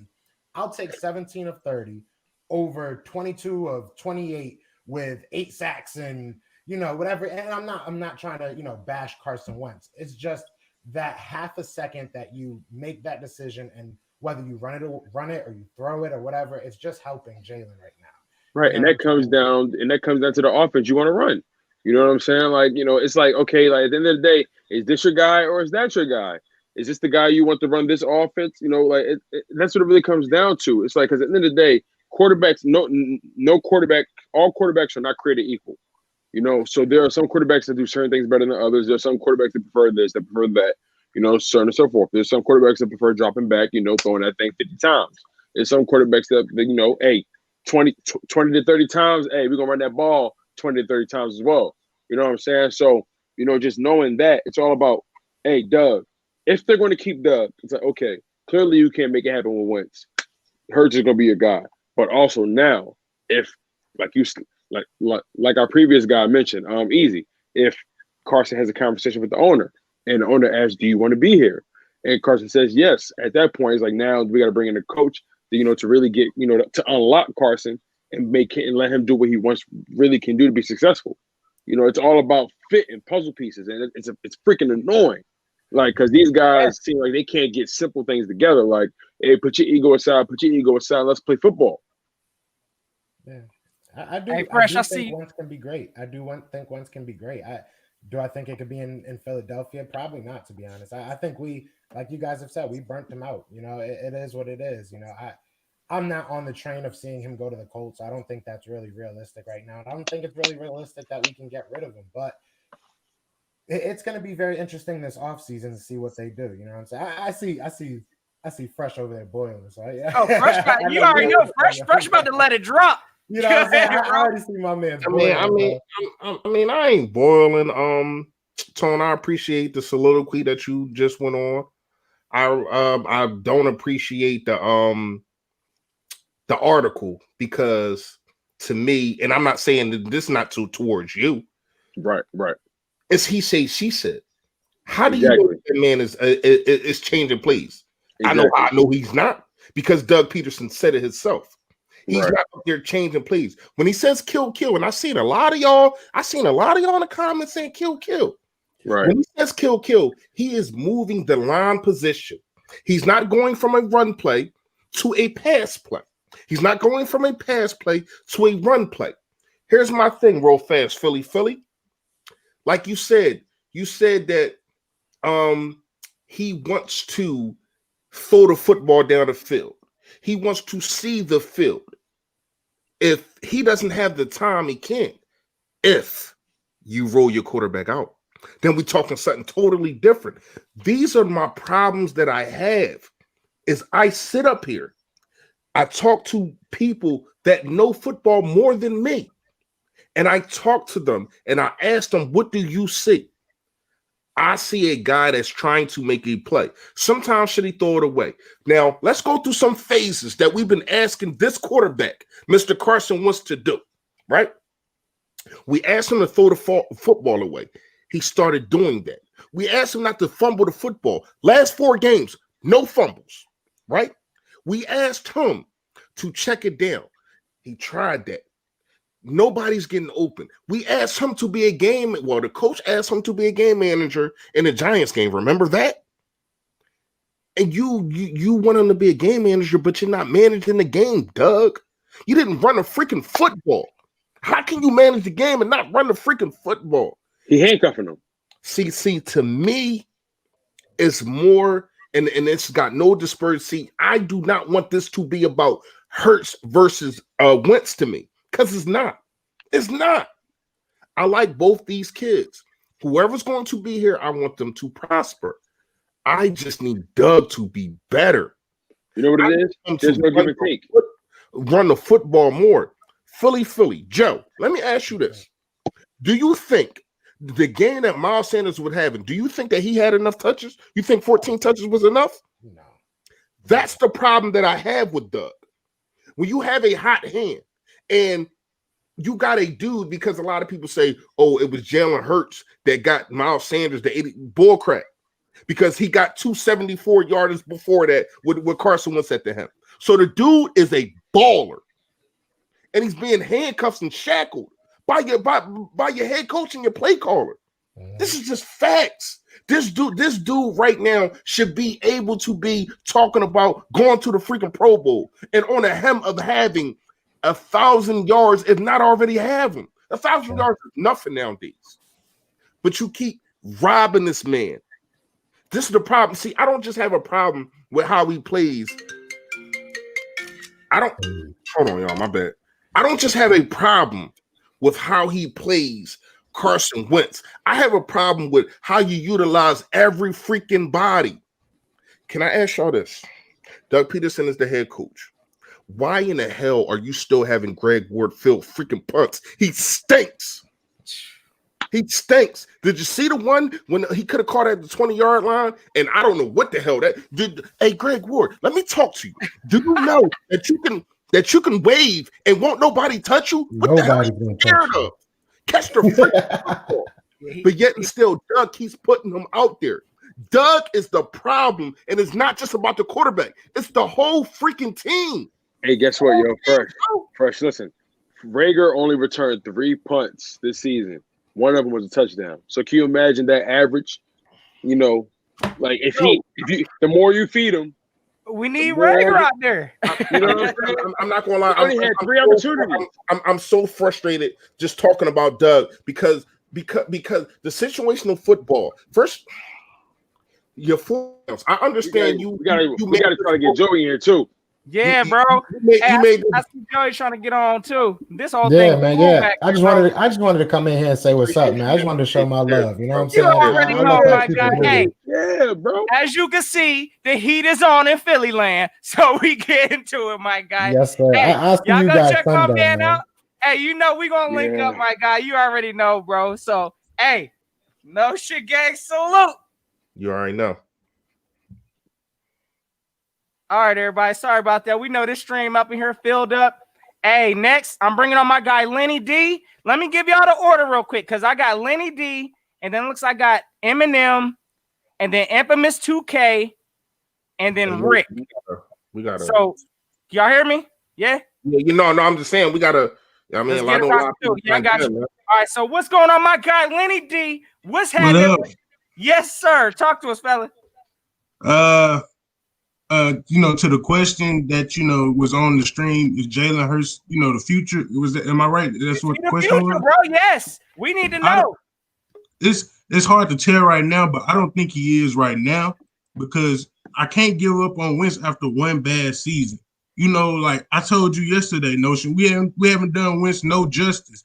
Like when he first came into the league his rookie year, he was throwing to guys like Dorial Green Beckham and Jordan Matthews, who's not even in the league anymore. You know what I'm saying? Like none of them was throwing the football to her in the league except for Nelson Aguilar. Josh Huff ain't here. Dorial Green Beckham ain't here. Jordan Matthew ain't here. The list goes on and on. This organization has failed Carson Wentz since day freaking one. And my point is I'm hot right now. I'm gonna time myself out because I'm hot. I ain't gonna lie. I'm gonna time myself out. Yo. Nah, you can. I want you to stay in because I know you keep it honest. Because like even in 2017, we had an agent Torrey Smith. Like he was somewhat productive, but it wasn't like he was really producing anything. You know what I'm saying? Then you got Alshon now, who it takes him 2 years just to take one step forward. Then you get Deshaun Jackson. Granted, he's good out there when he's on the field, Man, but he don't stay healthy. He dropping mixtapes on the He bottom. dropping mixtapes. Like we haven't done him any justice as far like you got DK Metcalf right there. And then you choose JJ Arcega-Whiteside. You want me to throw my freaking computer right now? Like, and friends, it was me and you that we was like, he's a rookie, give him some time. JJ Arcega-Whiteside is on the active roster, and he is not on the field because he JJ Arcega-Whiteside is some things that you get when you buy hot dogs. When you buy hot dogs and you buy hamburgers, what do you need to put them in? He's buns. He's buns, man. Like seriously, the dude. And the thing about it is, like, people like to always say, and it's nothing, against you, Tone, because I know you said it, and you just reading off the article or whatever. But it's people always say that Wentz changing Doug plays. I don't know if that's true or not, but my thing about it, I don't think it's true. I don't think it's true, but even if he is, that's what quarterback's supposed to do. You know what I'm saying? When I watch games, either if it's the Eagles or any other team, I look at it as like this. Like I look at game as like if I'm a player on the field. Like if Carson sees something that he don't like, I'm chilling. If Carson sees something he don't like and he changed the play, that's what he's supposed to do. Because what if he see a blitzer coming and it's a run play or something? Or I'm just throwing something out there and it's a pass play or something. He see a blitzer coming and he changed it to a screen play, and that helps. Like that's what you're supposed to do. It's a guy who is in the Hall of Fame. You knew when he changed the play because he yelled out Omaha all the time. So it's fine if he changed the plays, but we have done Carson Wentz no justice as far as getting him some help. Like the only two people that I can say that actually helped him is Miles Sanders and Dallas Goedert. And one of those guys, the coach don't even let him touch the ball that much. You know what I'm saying? So, for real, the Eagles don't even have to do anything. I was thinking about it just now. They really could just play the season out, let Hurts finish. All right, you played your 4 games. We see what you can do. Okay. Reset. Carson Wentz, you had a bad season. Let's run it back. They don't have to do anything. They don't have to make any emotional reactions. They really don't. Hey, Doug, listen, let's get you an OC, man. All right, boom. They really don't have to make any emotional reactions, but because of the narrative and everything going on, it's too. But it's not even a narrative, bro. It's also the quarterback that you was just talking about. You cannot bring Carson Wentz back knowing that this guy is his backup. He's going to be looking over his shoulder every single play. Oh damn! I threw an interception. I threw an interception. Let me hurry. Let me try to make up for that. Let me do this and let me do that. Now here's what I can say about Carson Wentz. What I see. I'm not sure if it's true. He wants to please everybody. He wants to make sure that this fan base, this organization, the coaching staff, and the players are on his side. Because he done been in split locker rooms since 2017. Just think about it. And it's split again. That's only the sophomore year. You don't think Miles Sanders and you don't think that Quez Watkins and Rhaegar and all them dudes is if you got a pick and the pick is biased. I mean, not biased, but the pick is you don't know who it is and they can just write it or type it. You don't think that them dudes is going with Jalen Hurts over Carson Wentz? But you got guys like Fletcher Cox speaking up. You got guys like Jason Kelsey that seen this guy put in the work, that knows that this guy is a winner and a baller and will do everything for his freaking team. It's the small things to me, bro. It's the small things to me that people just forget about. Like when Jalen Hurts is in, you got your star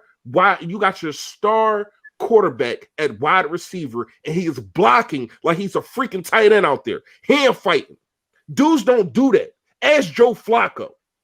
You know what I mean? Like when you see that your running back fumbles, he is at the bottom of that pile in the scramble, trying to it's things like that you can't coach. I'm not saying Jalen Hurts doesn't have that. It seems like this dude does, but what I'm saying is this dude has one bad year and just everybody turns on him.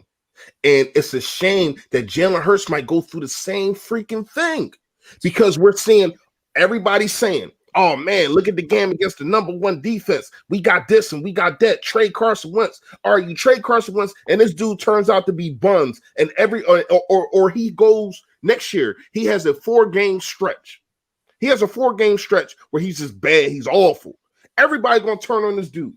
Like this fan base pisses me off because people don't appreciate what it took for somebody like Carson Wentz to get here. Carson Wentz wasn't no. I mean, he was the guy. He was a guy out in North Dakota, but he wasn't in no D1 school.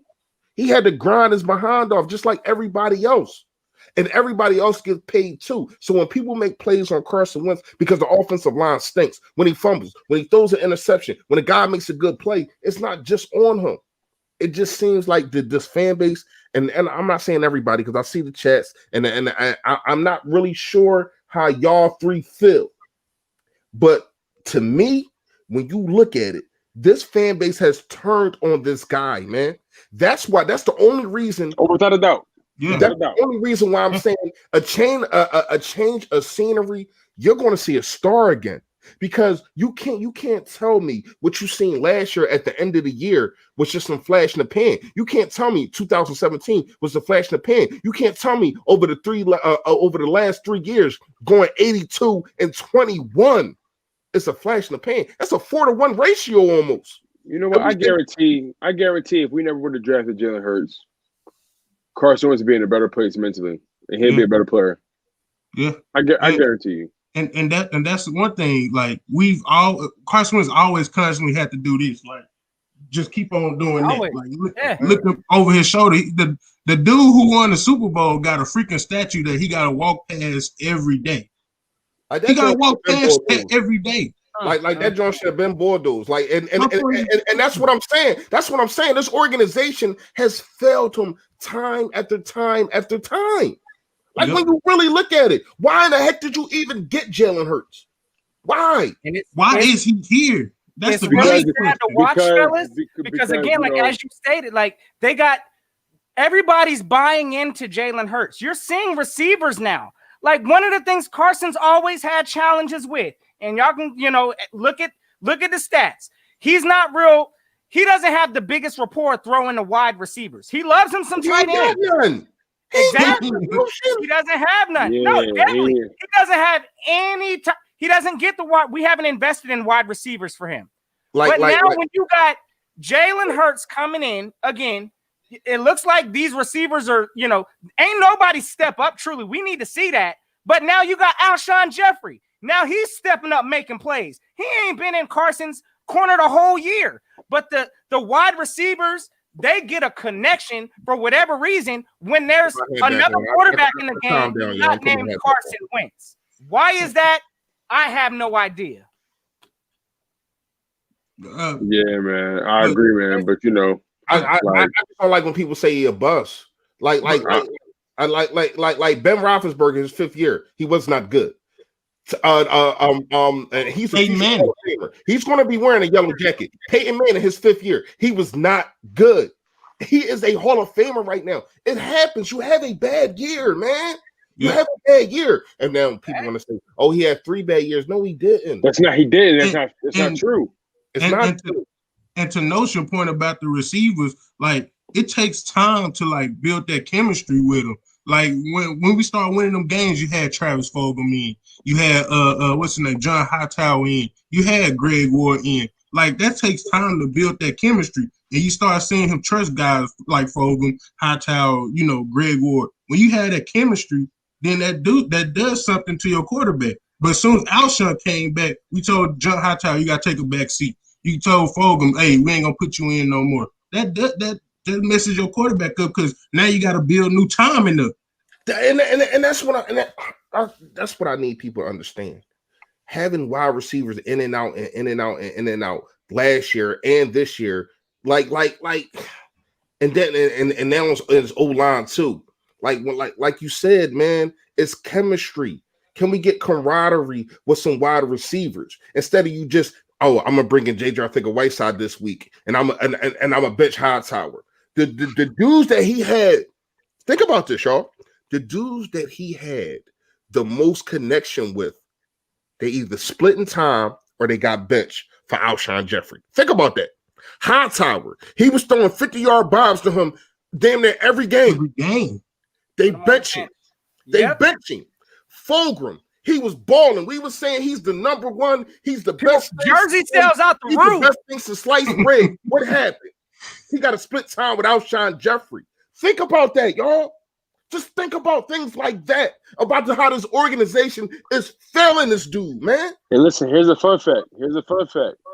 Last game, Travis, game with the Saints. Hey, my man Joey coming on. Yo, come and get Joey on, man. That's what I'm saying, bro. Hey, listen. Because this conversation is long overdue, Joe. You know you my guy, but this you already know long overdue. Hey, Lenny D. Hey, we're gonna go ahead and try to get Joey on. Hey, Joey, try to get up in here. I know this thing is full. Listen, hey, till next time, Lenny D. No shit, next time, bro. Appreciate all the love, bro.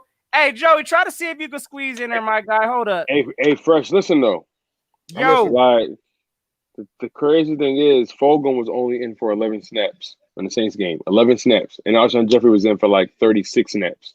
So my thing is, like, what are y'all trying to do? Like, do y'all want to win or do y'all want to lose? I understand he caught a touchdown from Jalen Hurts, but I feel like Travis Fulgham would have caught the same touchdown easily. You know what I'm saying? So like, let's not act like Alshon Jeffrey is back. Alshon Jeffrey is not back. You know, he was a product of he pushed off. Let's keep it real. Just like how he pushed off at the end of the Green Bay game. It was the same play. It was the same exact play, and he did the same exact thing. All right, real quick, I'm gonna run through some of these because every time somebody drop out, somebody else dropping in. So, real quick, hey, I'm gonna go through some callers that don't have like actual the cam. So we're gonna try to go through a quick question.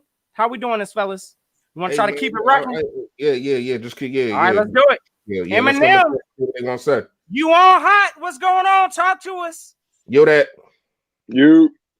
Yes, sir. Your mic's muted. Okay, can you hear us? Hold on. Are we I'm sorry. Okay, can you hear me now? Yeah, you yes, good, sir. man. What's up, bro? Right. Yeah, nothing much. Lenny D was on point. Young Easy 93 was on point. As for the question on if Jalen Hurts is the future, Fresh, you said it earlier, man. I'm not from Philadelphia. I'm from North Alabama, so I'm not around a lot of Philly fans. But real talk, this fan base does piss me off sometimes. I think it's way too premature to be discussing not only that question, but also whether or not you should trade Carson Wentz. And Tone, I think you said this earlier. I think if I were to answer the question though, I think what the Eagles organization should do, real talk, is just play out these remaining 3 games, which I don't even think we'll win. Maybe at Dallas, but at Washington and Arizona, I'm not sure about. Play out these remaining 3 games, and then work out what you need to work out over the offseason. Compete. Carson, you go see a sports psychologist, and then Carson, and hopefully, if Carson shows up during training camp, you're the starter at the beginning of the new season, and we'll go from there. Right. I feel like Carson has built up too much equity in his organization for them to just move on from him like this. I feel like he's been through the ringer. If anything, make them guys compete. Hey, listen, this is what the reality is. Yeah. Jalen Hurts, you've earned the right to compete. You beat the number 1 defense, and you ended up going, let's say hypothetically, you went 3-1 in those final 4 games. Okay, you've earned the right to compete. Once compete. Let's see what happens. Go. I would much rather see that. I would much rather see that. Go ahead, Notion. Go ahead. Notion. When somebody bring them Jones, you got to read them Jones, man. I got you, bro. That's what I'm saying, bro. Hey, listen, I'm gonna go ahead and pause. It's my fault. Hey, I know you're doing a lot. I know how it is. I get it. You already know, bro. They up in here getting to it. Yeah, I know. LJ Fields, let me shout him out since it's all here. Carson is good. Hey, listen, but I'm gonna have to give him tier 2 at best over his 5th season. Hey, I'm gonna tell you right now. Look. Right now, a lot of things are going on with Carson, bro. Good. Hey, LJ, real fast. LJ, tell me what tier 2 is like. top 5, and then top 10 is tier 2. Like you gotta let me know what tier 2 is. Like who's in that tier? Who's in that tier 2? No, not even who. Just 1 through 5, and then tier 2 is 6 through 10, and like I don't know what. Oh, I got you. Breakdown. I got you. But yeah, definitely. Real quick, I want to touch on my man Eminem's question too. I know he, you know what I'm saying? Look, I see this whole thing again. I think it's broken. Honestly, I just don't see them, you know, and it's not denying Carson of any talent because he's a very talented quarterback. But I don't see this future state going on with both. It's not going to be Doug and Carson anymore. And I just think that I don't see there needs to be an open quarterback competition, in my opinion, with a new coach up in here. But again, if Jalen Hurts wins this out, I have a feeling Doug Peterson is going to justify that to say Jalen Hurts is the type of scheme and the type of system that I want to run in Philly. If y'all give me Jalen Hurts, they move on together. But it ain't going to be no Doug Peterson and Carson Wentz. I think that is broke. I see. I can't make a determination like that, especially when he doesn't have an OC. You know, we saw what we don't know. We saw what they were able to do in 2017. Granted, it was with voices like DeFilippo and Frank Wright. You may never know. The OC, if we get an OC in here, yeah, exactly. If we get an OC that happens to mimic that type of role that Frank Wright had back in 2017. You may see that chemistry or that simpatico front between Doug and Carson that you saw in 2017. But I know you guys have to go through these calls, so I just have one quick question. What do you guys think about the some of the Instagram and Twitter comments from Will Parks considering the coaching staff, the DBs, and the front office? What exactly did he say? Because I'll be honest, I try to steer clear of like the BS like that. So what exactly did he say? Oh yeah, you know how these athletes are. They're kind of passive aggressive, kind of very. From what I gathered, it seemed like from what I gathered, it was the first comment was I think Avonte Maddox saying I'm praying for you guys. Darius Slay and Ronnie McLeod and Will Parks was like, these guys pretend like they're cool, and he was making a lot of comments about how everyone is fake and how it's 2020 and not 2017. Really cryptic comments like that. So honestly, I don't know. Maybe I'm looking too much into it. No. You know what that is? And I actually like Will Parks. I actually like Will Parks, and I think we actually got rid of him prematurely because we need him now. But you know what I think that is? I think that's simply just, he's upset that he got cut from his team that he grew up rooting for. He's from Philly. For sure, yeah. I got a homie that, didn't grow up too far from him, you know what I mean? So it's like that I think that's more so what that is. You have to think about what the things he's saying, like, this ain't 2017. Bro, you weren't even a thought process in 2017. So stop it. It's just like it's clearly an emotional reaction, and I understand you got cut from your favorite team growing up. It hurts. It hurt anybody, but you got a job back with the Denver Broncos, and you keep it pushing because you never know who you might need a job from in the future. So be careful. Yeah. All right, you guys take it easy. You can let him go. I'll already, Eminem. Big salute to you, bro. Yeah, I got a different take on that, Tom. And real quick, LJ Fields, big shout out to you. You already know. Hey, with the super chat, 199, 5 and 10, definitely. So I think he was talking about the main rank, reason I feel that way is because I never took Avonte Maddox and or Darius Slay as being the fake type. The people he named. I can't speak with Jalen Mills because that dude too erratic for me. Yeah. I'm not even talking about that. I'm not even talking about that. What I'm talking about is the 2017 comment. This is not the first time that we heard this. Oh no, it's not. No. I'm talking about specifically from him. All right. But hold on, because I'm pretty sure I'm going to have a lot to say in the next couple minutes. So hold on. Let me finish what I was saying. Shout out to my guy Joey Shakes. We about to get it on. Y'all already know. Y'all already know.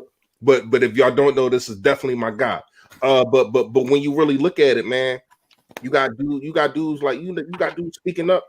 I mean, was Orlando Scandrick wrong? Like, I made a video about him last year, but when you look at it, other than him coming at Malcolm Jenkins, him saying that people walking around like acting like they walk on clouds and all that kind of stuff because of 2017, I think it's true.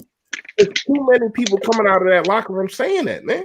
Does Howie Roseman think that he's some type of boss or whatever the case may be? And and I'm the reason that we won the Super Bowl. This is why him and Doug have whatever they got going on. This is why Howie Roseman probably, I don't know, I'm not sure, but probably think he can tell Doug what players need to come up and what players need to stay on a practice squad. It's an internal thing that's going on right now. He's the root. I think Howie's the root. Yeah, but when you look at it, it's an internal thing going on because once again, Doug Peterson, let's talk about it real fast. Doug Peterson said that Mike Groh will be back 17 hours later, step into my office. You're fired. And then they brought in all these guys that Howie doesn't even, that Doug doesn't even freaking know.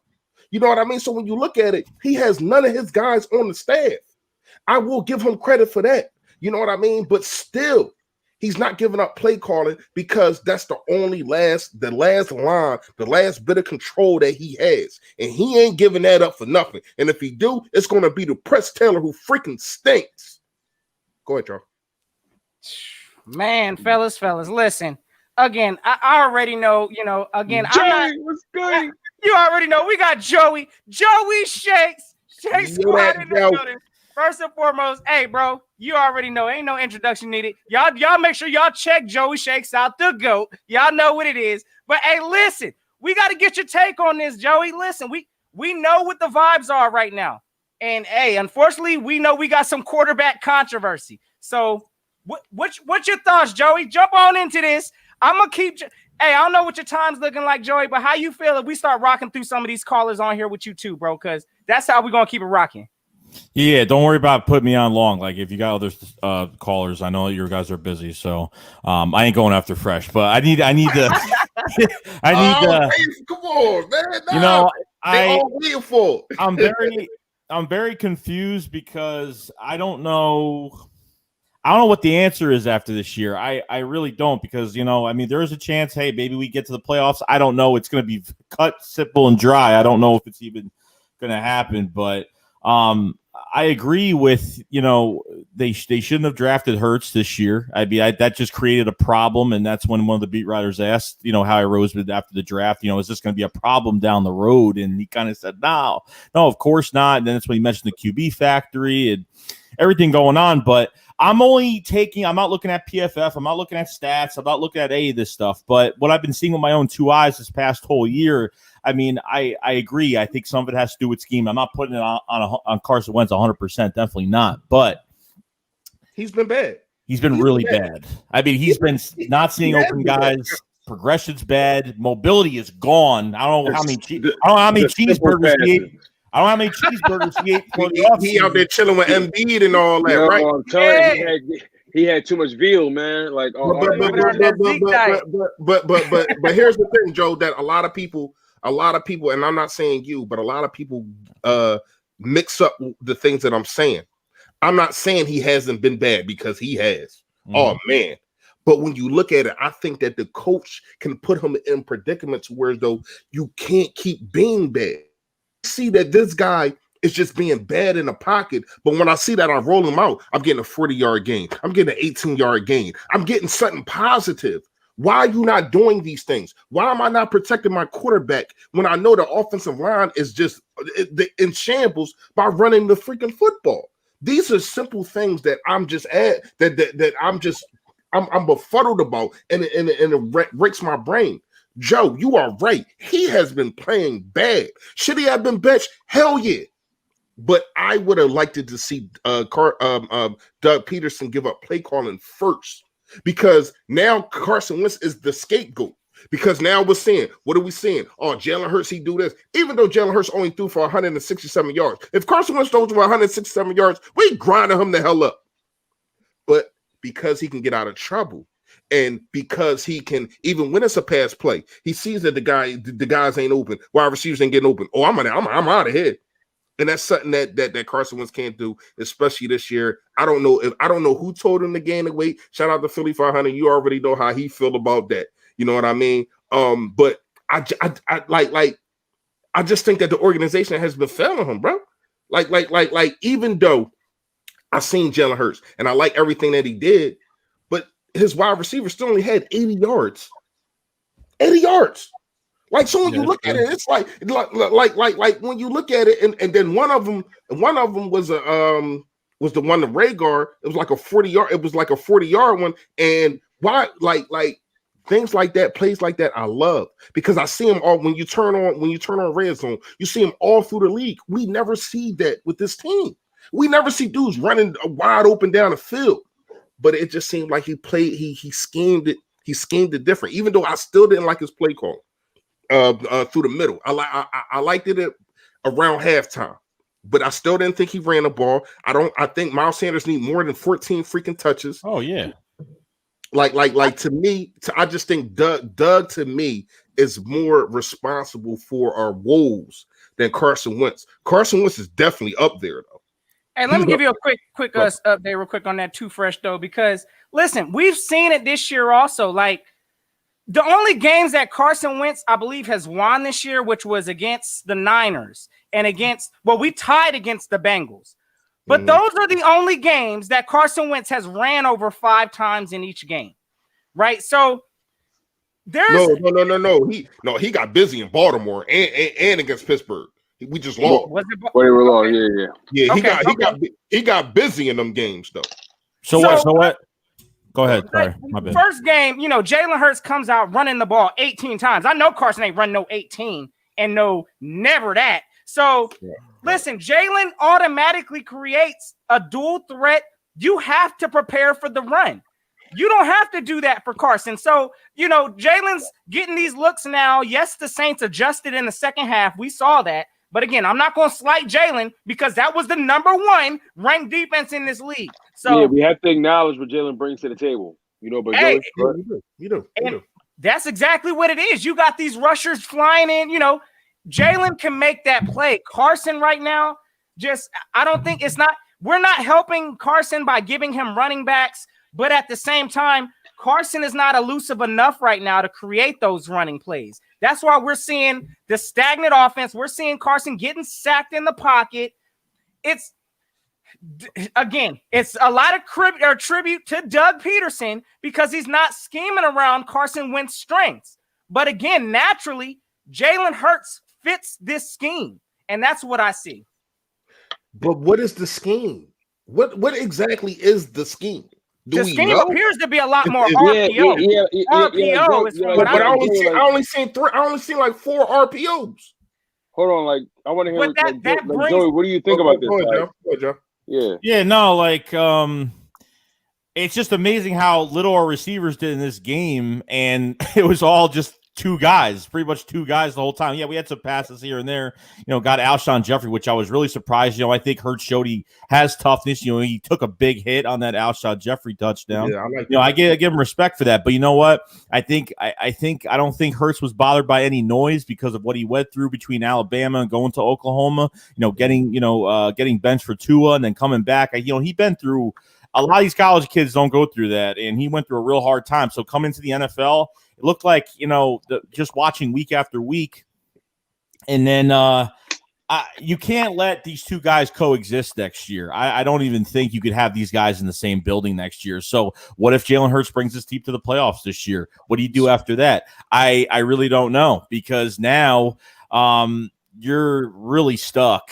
And, maybe I have a feeling Howie Roseman's going to be here. I have a feeling he's going to be here, but they might strip him of his player personnel power, might bring in an evaluator. There could be a new head coach that walks to this building and says, Carson Wentz and Jalen Hurts aren't my guys. You got those coaches, just like Ron Rivera came in, said they tried Dwayne Haskins for a few weeks, and then that was pretty much it. He went with the guy that he normally would go to, was backup quarterback back with Carolina. So there's a lot of different things. But neither one of them was getting paid like Carson. No, that's the problem. Yeah, There's a big price tag. The money is the huge caveat that's really changing everything. You can't have a $35 million a year man sitting on the bench.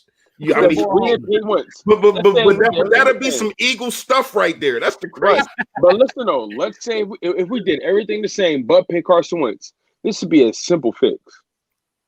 like this would be a simple situation if we did, like in my opinion, because the money complicates it.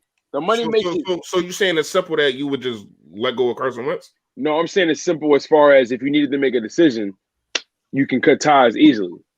And there might be a chance. There might be a chance that Carson might go to another team and actually be successful. It probably will happen. It's already happened to how many players already? And we're underestimating the fact that he might ask for a trade. We're underestimating that fact. I don't think that guy. I don't know him, but it just listen. He got the money already. He got the money. Maybe. I mean, he got the money. He don't owe us nothing. He got the money. He got the bag. He don't owe us nothing. He got the bag. He got the ring. He don't owe us nothing. He could dip. Between Brett Favre's comments and Aaron Rodgers' comments, okay, when Aaron Rodgers had that little discussion after that Green Bay game, and Aaron Rodgers was on the Pat McAfee show and was talking about, it could be, both these guys think that it's everything around Carson, which it could be, but I think too much has happened in Philadelphia since he's been drafted.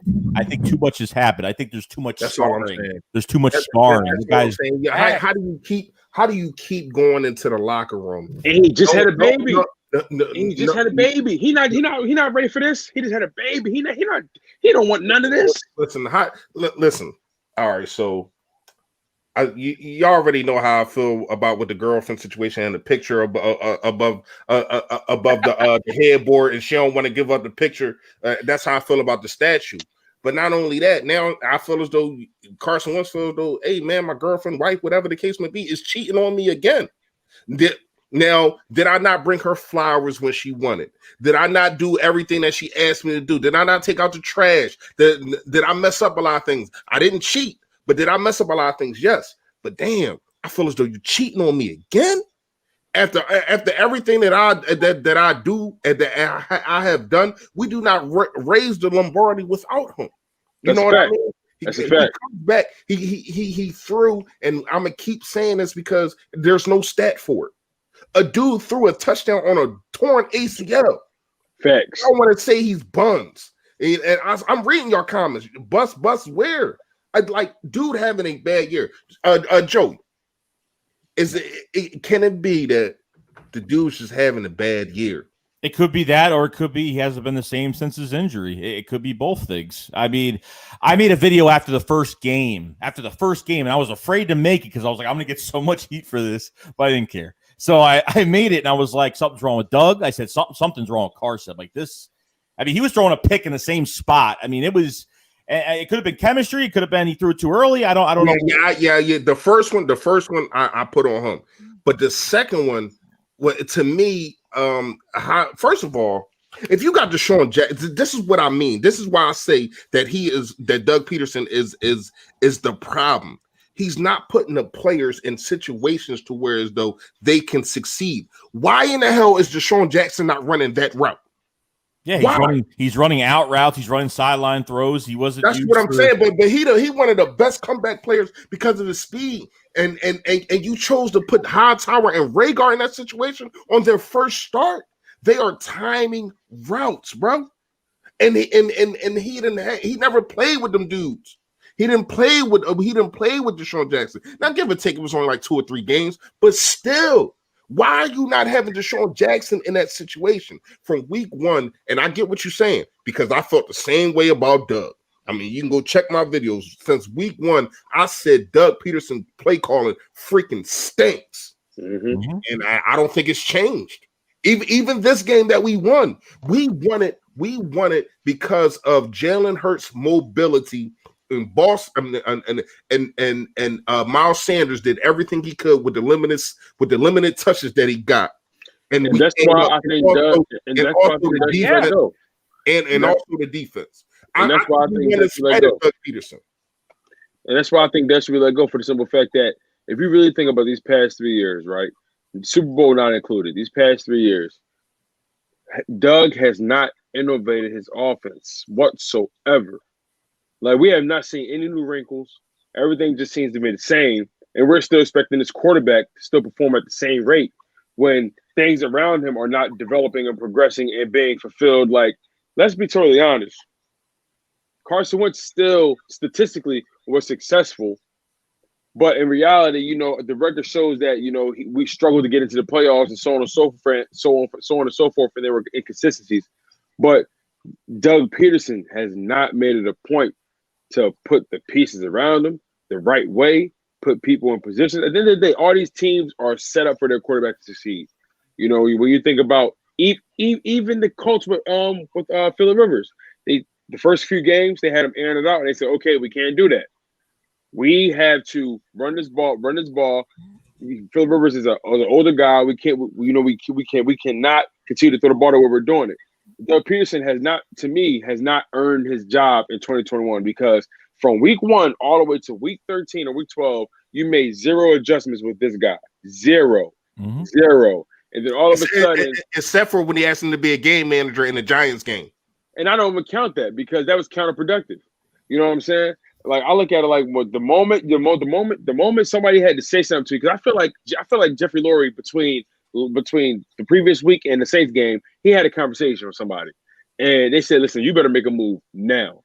And at that point, he put in Jalen Hurts. I feel like Doug is at a point where he's trying to save his job, and I feel like it's too little, too late for him. You know, we're going to have to find out at the end of the day because, you know, we don't know if Carson's just having a bad year. We don't know if Doug really just didn't make it a point to help this guy. And we all know mechanically, we have to acknowledge this. Mechanically, Carson Wentz has regressed. He has. And like in 2017, you seen this dude bouncing around in the pocket. You seen him having a time. You seen him like the way that he played in 2017, and I credit a lot of that to DeFilippo and also Frank Wright, man. Like you can see it. You can actually see that is not the same guy from 2017. It's nothing that you can debate, and it hasn't been. But I think that it's coaching to me, because some people you can just say go ahead and go across the street. I done gave y'all this analogy before. Some people you can say go ahead and go across the street. Go ahead on your own. Some people you got to say grab my hand. Take this walk with me. I think Carson Wentz is the kind of guy that you say take this walk with me. And I think that the departure of Frank Wright and also DeFilippo has hindered him. Because and once again, these are like some of the things that you brought up, Tom. They might be he say she said stuff. So I don't know. But when you really look at it, what's going on, bro? But when you really look at it, in 2017, he had a guy in his ear damn near every drive. And sometimes that's what a guy needs. Everybody ain't no freaking Peyton Manning. Everybody ain't no freaking Tom Brady. Yo, listen, I need you to do this and I need you to do that. But can I say this? Did we see that last week? Did we see that with Doug and Jalen Hurts? He come off the field and Doug's right in his ear. Yo, I need you to do this. I need you to do this. I need you to do that. Joey, I got a question. Hey, Joey, I got a question. Did you not see that entire sideline just looked like a total different sideline? Like, Joey, you got to explain that to me. Yeah, no, it did. Like I look at the little things. What happened? Even when Jalen Hurts, even for the Green Bay game, went in for 3 series, like, you know, and then coming off the field and Doug's right in his ear. But not even just that. But I'm seeing what Carson's doing even prior to this week. Like I'm seeing Carson even last game when he was, you know, even in the Green Bay game, he was standing away from all the players. He was by himself. And then I saw Hurts and Carson talking, and Hurts just made a face and he walked away. Like. And I'm hearing from all the beat writers that even pregame, these guys aren't even in the vicinity of each other. They're not even 2 feet away from each other during pregame. You know, something's going on. And I mean, for a quarterback at his 5th year, how could you be this? Like, and I understand we're putting it on everything else, but I'm just saying in general, like what happened to his play? Like, where did it go? Like, I don't see these other quarterbacks really dealing with this right now. I mean, I just don't see it. And how could he be this bad? I mean, like there's guys that, you know, we can't even score 20 points a game. I mean, it's bad. I feel like they failed them in his development. I feel like all these quarterbacks we're seeing, they've had guys developing them, you know, developing their mechanics, developing their instincts, you know, developing their pocket presence.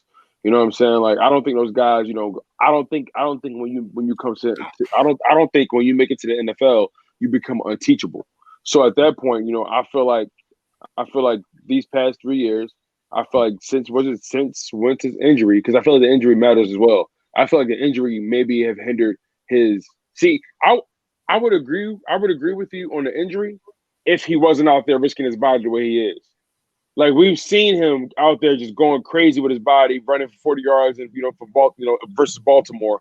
We've seen him getting hit. So I can't say the injury has mentally stopped him.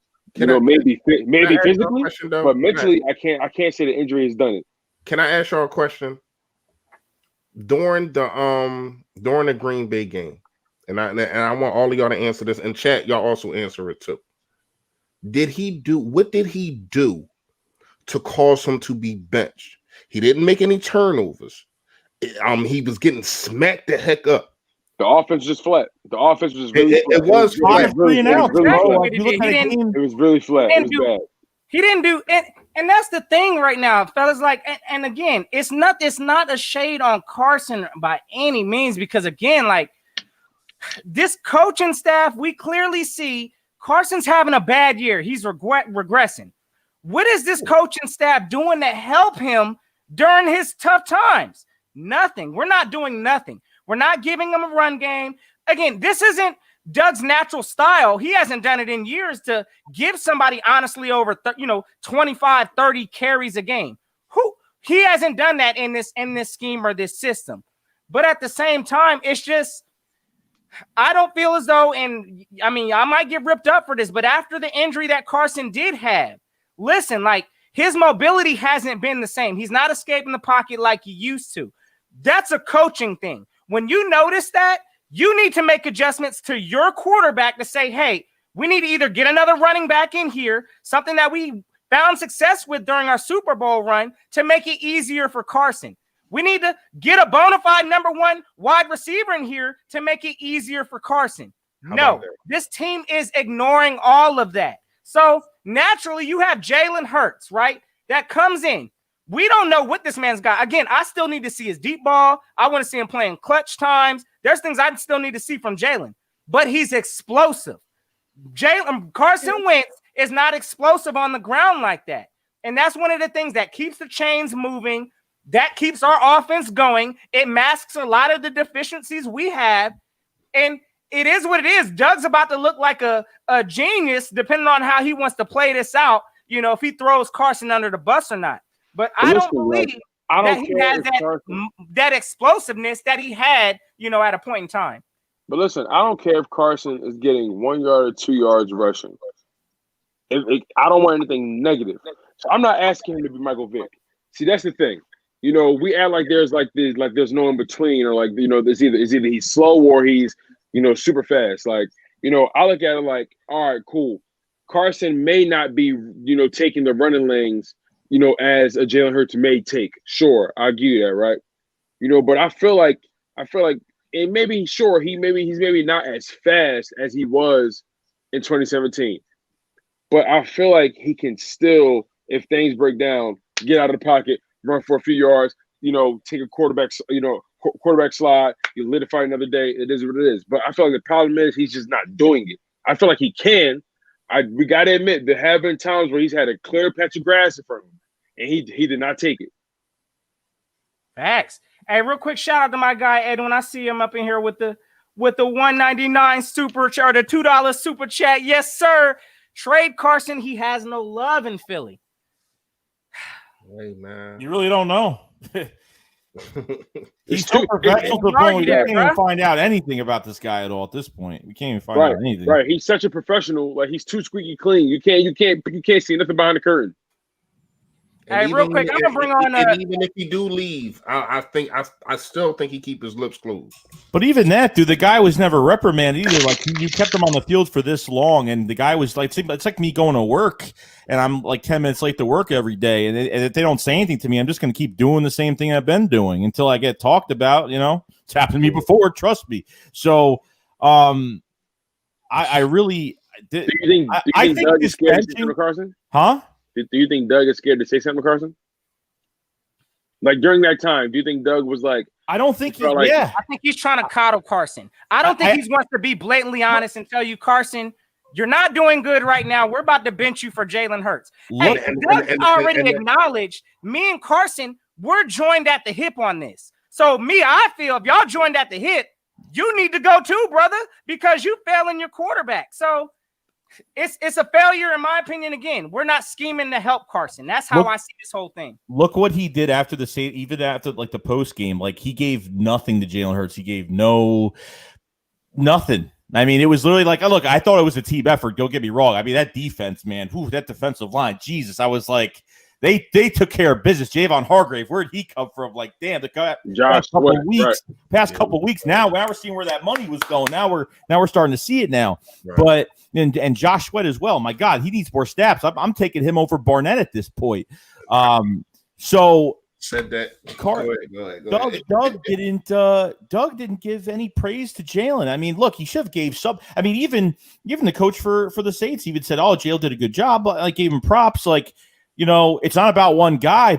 And then when you flip that over, it's not about one guy. It's always been about one guy with this roster. Jason Peters. I mean. Benching Jordan Mailata after I said to myself after that bye week, I said, watch, these guys are going to get healthy. Alshon Jeffrey taking away snaps from Travis Fulgham and friggin' John Hightower. I mean, and it's just looking horrible. I mean, just looking at there was all this, John Clark from Philadelphia. You about to make my head away. John Clark was like, "Oh, Alshon Jeffrey." People that know Alshon Jeffrey is going to come in with a chip on his shoulder, and all this speculation that he was going to come in and have a revenge year. And he caught a touchdown from a backup rookie quarterback right now. So I don't know what the answer is, but I think I agree with you, Notion. I think Doug is the failure, and I don't think this game even saved his job, not by an inch. So, just me. Right, he's the ultimate failure in this. I think he's the ultimate failure. I think he's the ultimate failure because I feel like you can work with a player, but a coach. And it could have been as simple as him not being stubborn. Get an offensive coordinator, get some help. I mean, listen, my coaching job sucks right now. I need an offensive coordinator or someone that's going to make my job more easier. It's that simple, but he cut his nose despite his face. He cut his nose despite his face. Bottom line, that's the narrative of the season. Cutting your nose despite your face. Not even just that, but look, not even just that. But here's another thing that really pissed me off. Another thing is just say he was starting for Arizona. Like, why are you just say it? Because all you're doing is creating problems. And Joe, calm down. I'm fine.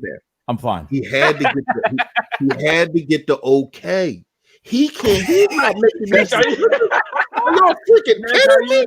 He said on 94 WIP 2 weeks ago, he said, I'm the one that makes decisions on who gets benched. But I didn't believe it either because I didn't believe it. There's no way. You know what I mean? There's no way. He had to get the okay. He comes out the next day. They didn't even practice. Yeah, I know. They didn't even practice. But anyway. He said I had to sleep on it. No, he said I had to look at it. He said, "Why you always gotta look at tape?" He does this. He's like, I'm going to enjoy this one. He said, "I'm gonna go home to my family tonight, and I'm gonna enjoy this one." Get them. But we're gonna try to keep this thing rocking a little longer, gang. Hey, Tone, just to give you the heads, bro, we at the 2:15, 2 hour 19. I'm rocking. Already, bro. Already. Hey, Joey, how you feeling, bro? You want to keep this thing rocking? Because I'm gonna bring in some callers, bro. I'll go. You guys bring in other people, but I appreciate you guys. I've been trying to. Joe, hold up before you go, man. It's been that time, man. Come on, man. I know you over a year, man. We I know.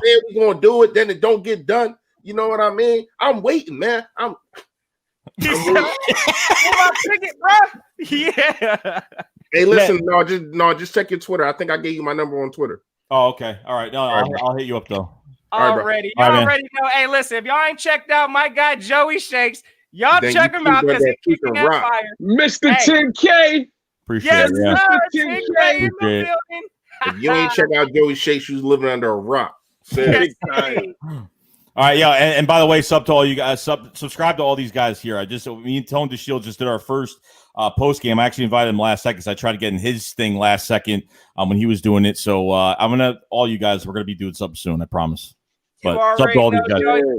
Yes, hey, man, sir. You might gotta wait. Some people gotta wait a little bit longer than others. All right. You're good. I promise. I'll hit you up. I mean, Tone just bust on the scene out of nowhere. You know what I mean?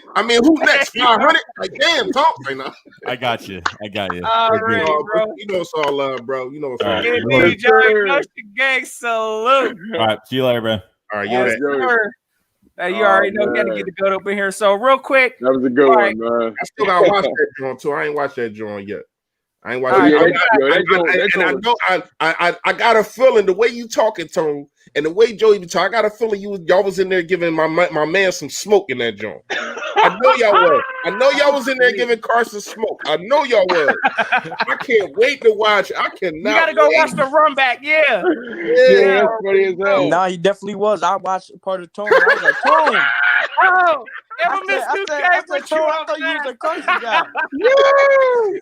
Wait, hey, Infamous, really? Hey, 2K, really? He was in there like that? I'm not lying to you. I was like, Tone, that's you. That can't be you. Nah, that ain't Tone. Like that. That ain't Tone. Hey, I'm gonna watch for myself, man. I'm an odd guy, man. You already know. I'm an odd guy. Before I get into all of that, I got a bone to pick with Fresh. Cotton candy with pickles?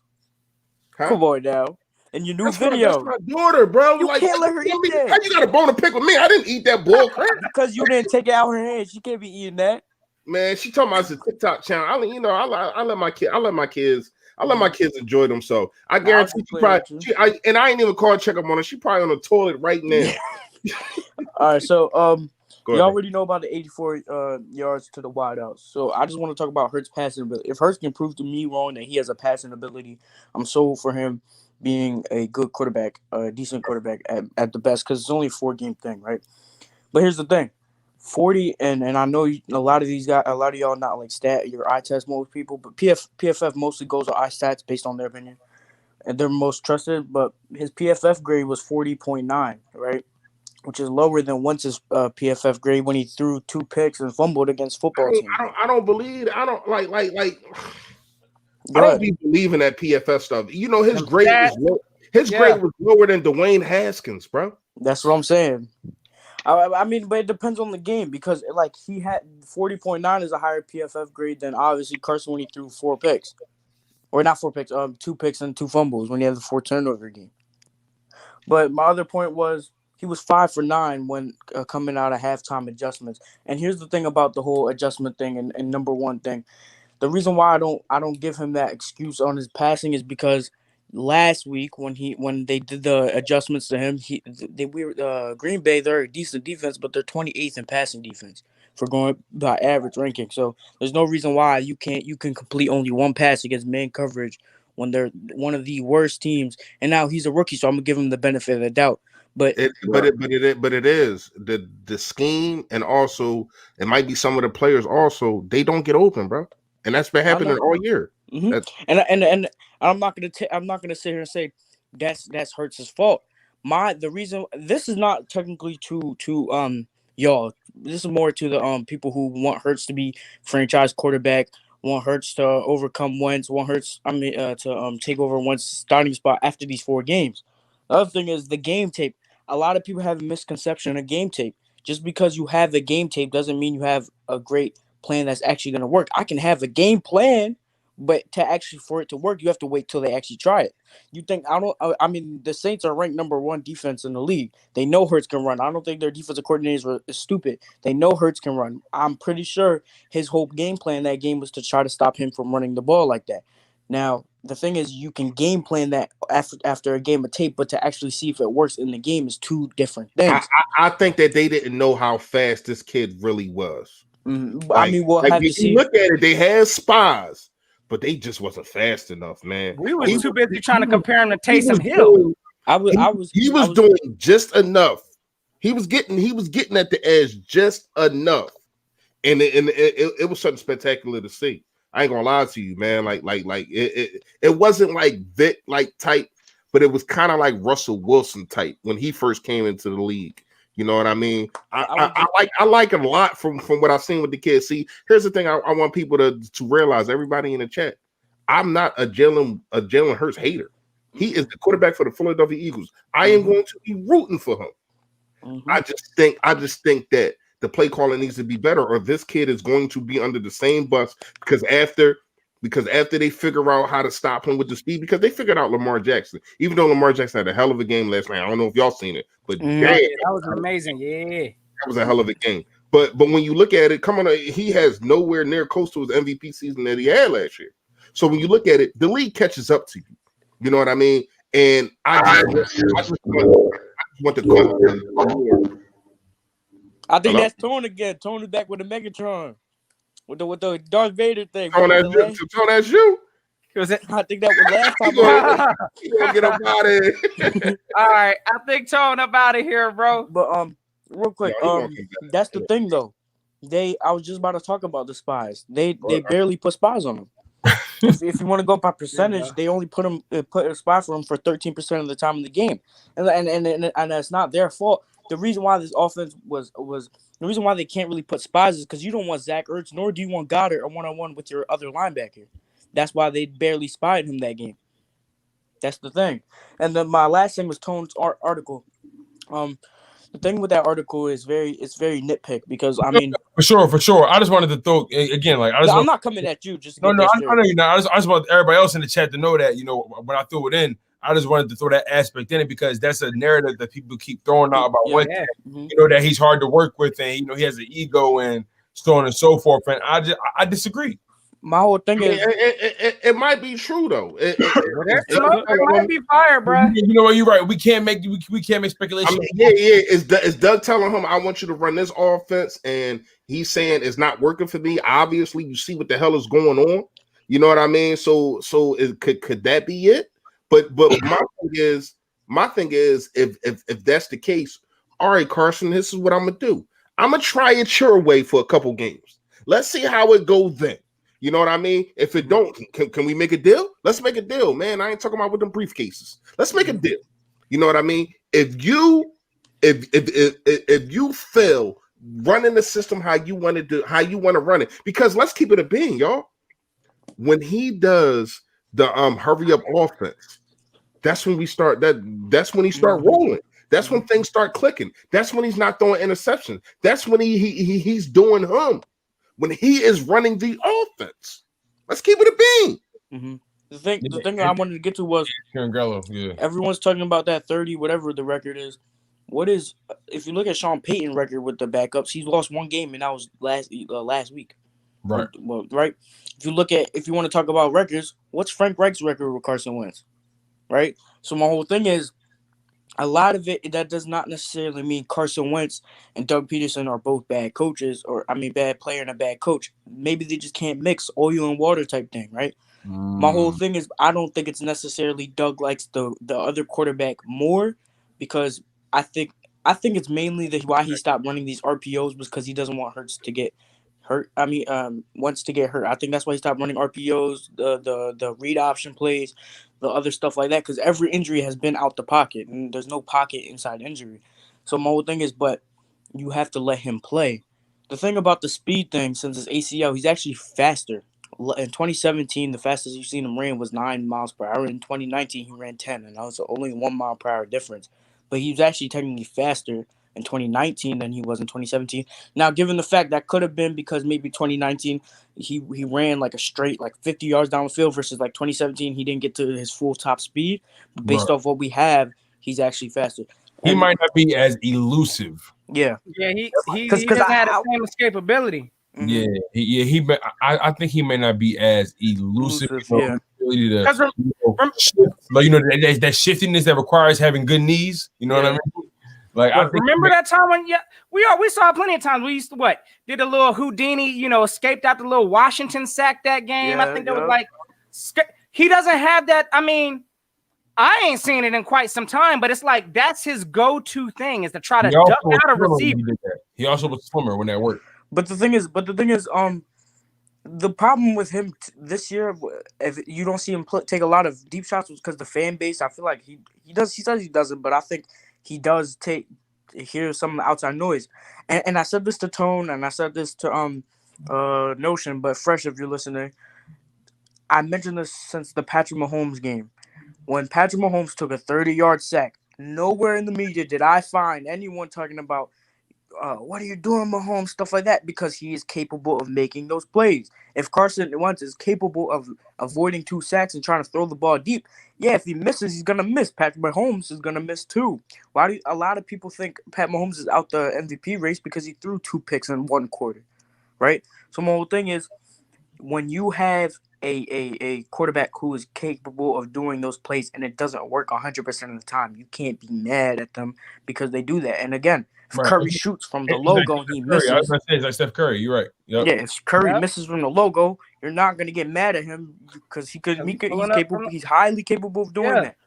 But one more thing.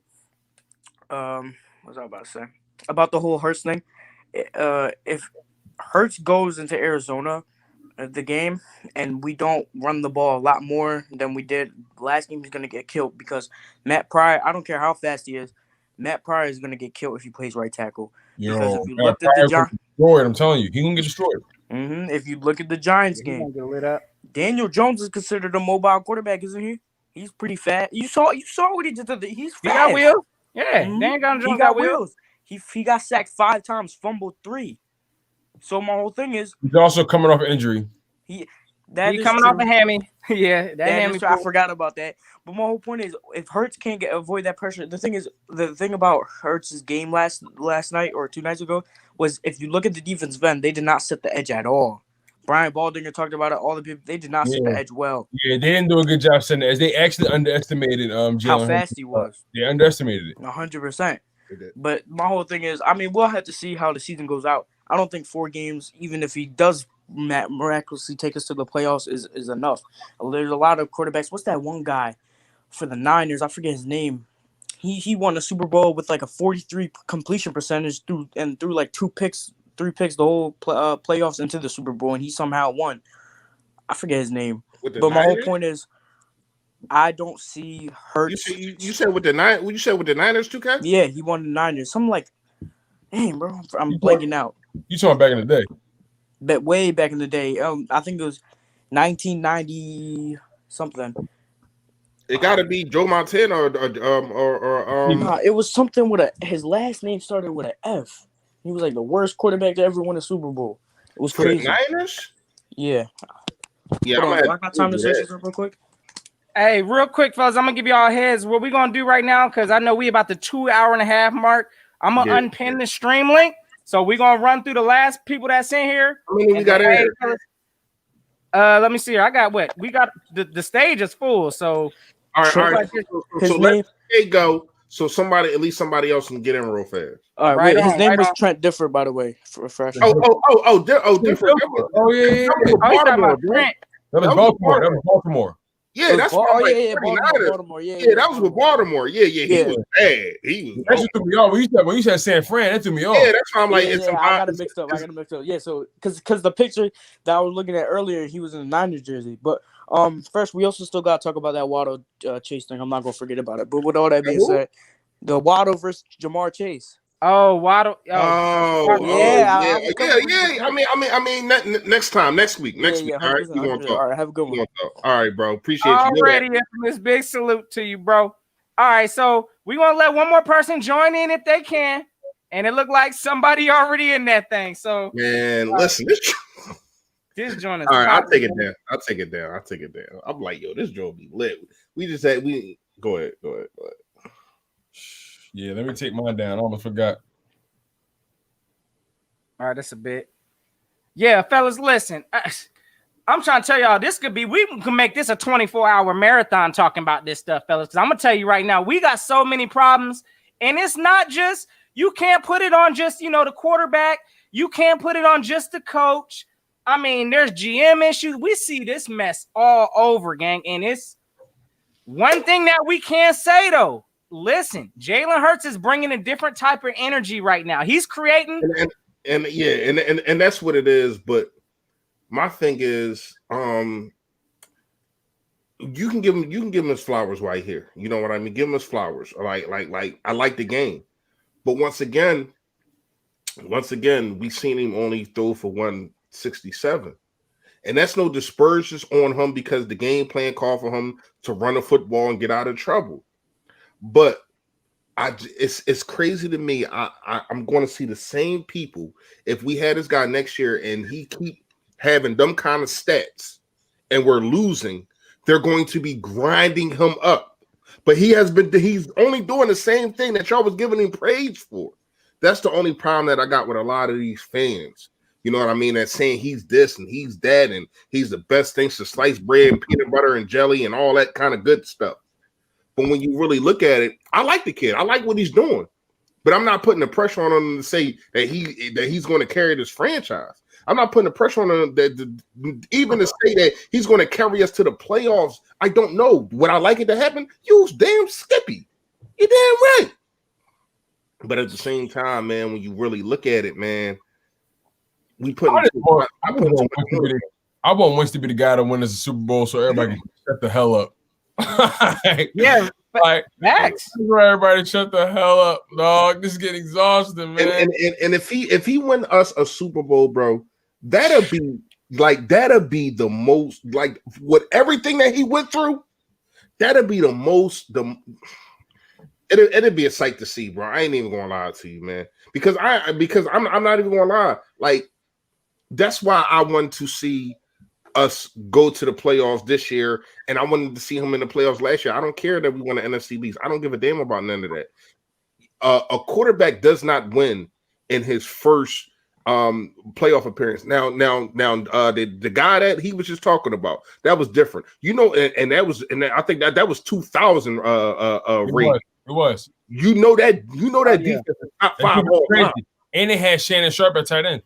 You know that defense is top 5 all time. Like that defense can't. That's why Trent Dilfer can do things like that. That's why I think ESPN fired him. But that's why he was on ESPN dropping dimes and all, whatever, dime Dilfer or whatever the hell he was calling himself. Yeah, because of the fact that defense, Ray Lewis and all them, yo, you want to talk about ferocious? Man. Man. Hey, real quick, we're gonna bring on real quick, just to be out of quick order. I got Rick on coming next, and then it looked like I got Trey, and then Carson's thoughts, and then I still got like 4 other people backstage. Y'all just hold on there. We're gonna try to get to y'all as soon as we can. Hold on.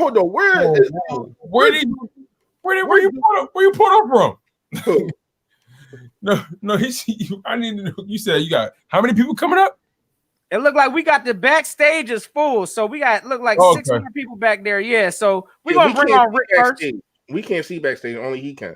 Hey, yo, but where is dudes like Solo Bolo, dudes like Kevin and all them dudes that's talking spicy? Why y'all don't come up here? I see y'all chatting. You don't gotta put your.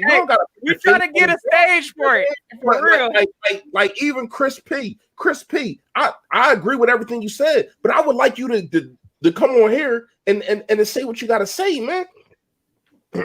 Hey, you already know. Y'all heard it from the general. Call in. Y'all know what the link's there for. He want it all. All the smoke. We want it all. Yeah, they can't already. Hey, Rick, big salute to you. You on it hot, bro. What's up? Yes, sir. What's going on? Yo that. First off, I want to say don't buy into Jalen Hurts that much, man. There's no slight to him, but I'm an Alabama fan, so I watched him when he was a rookie and everything else. First off, he played for Alabama, the top team every fucking year. So, he played for Alabama. Secondly, we forget what squad he had on Alabama his rookie year. He had Henry Ruggs, Josh Jacobs, Calvin Ridley, Jerry Jeudy. People don't remember that. And you know why he got benched for Tua? Because during the championship game, they made him throw, and people found out he was inaccurate. He couldn't throw like that. He depends on his legs so much. And people don't want to talk about that because they see the new toy and they want to fall in love with it. But if you actually follow him through college, he got benched because he couldn't do it if you forced him to throw like that. He just can't do it. And then when he went to Oklahoma, he had CeeDee Lamb. So he never had to play with like bad wide receivers and stuff like that. He always had the silver spoon in his mouth. And again, that's nothing on him because we shouldn't even drafted him. He should have went somewhere else. I agree with that. So right, we should have never drafted him. I got a question for you, and I agree with that too. But Can you teach Jalen Hurts how to throw? I mean, he's now in the NFL. He's now, and I ain't gonna say our quarterback coaches is top par because I've got questions on those too. But is that something? Can that be worked into Jalen Hurts? Like we haven't seen. It would be him having to stay. Real fast, Rick, before you answer. I think when he went to Oklahoma, we seen and I know he has CD Lamb. I understand. I get it. I understand. But still, I still think that he threw the ball better. He did. Yeah, he did.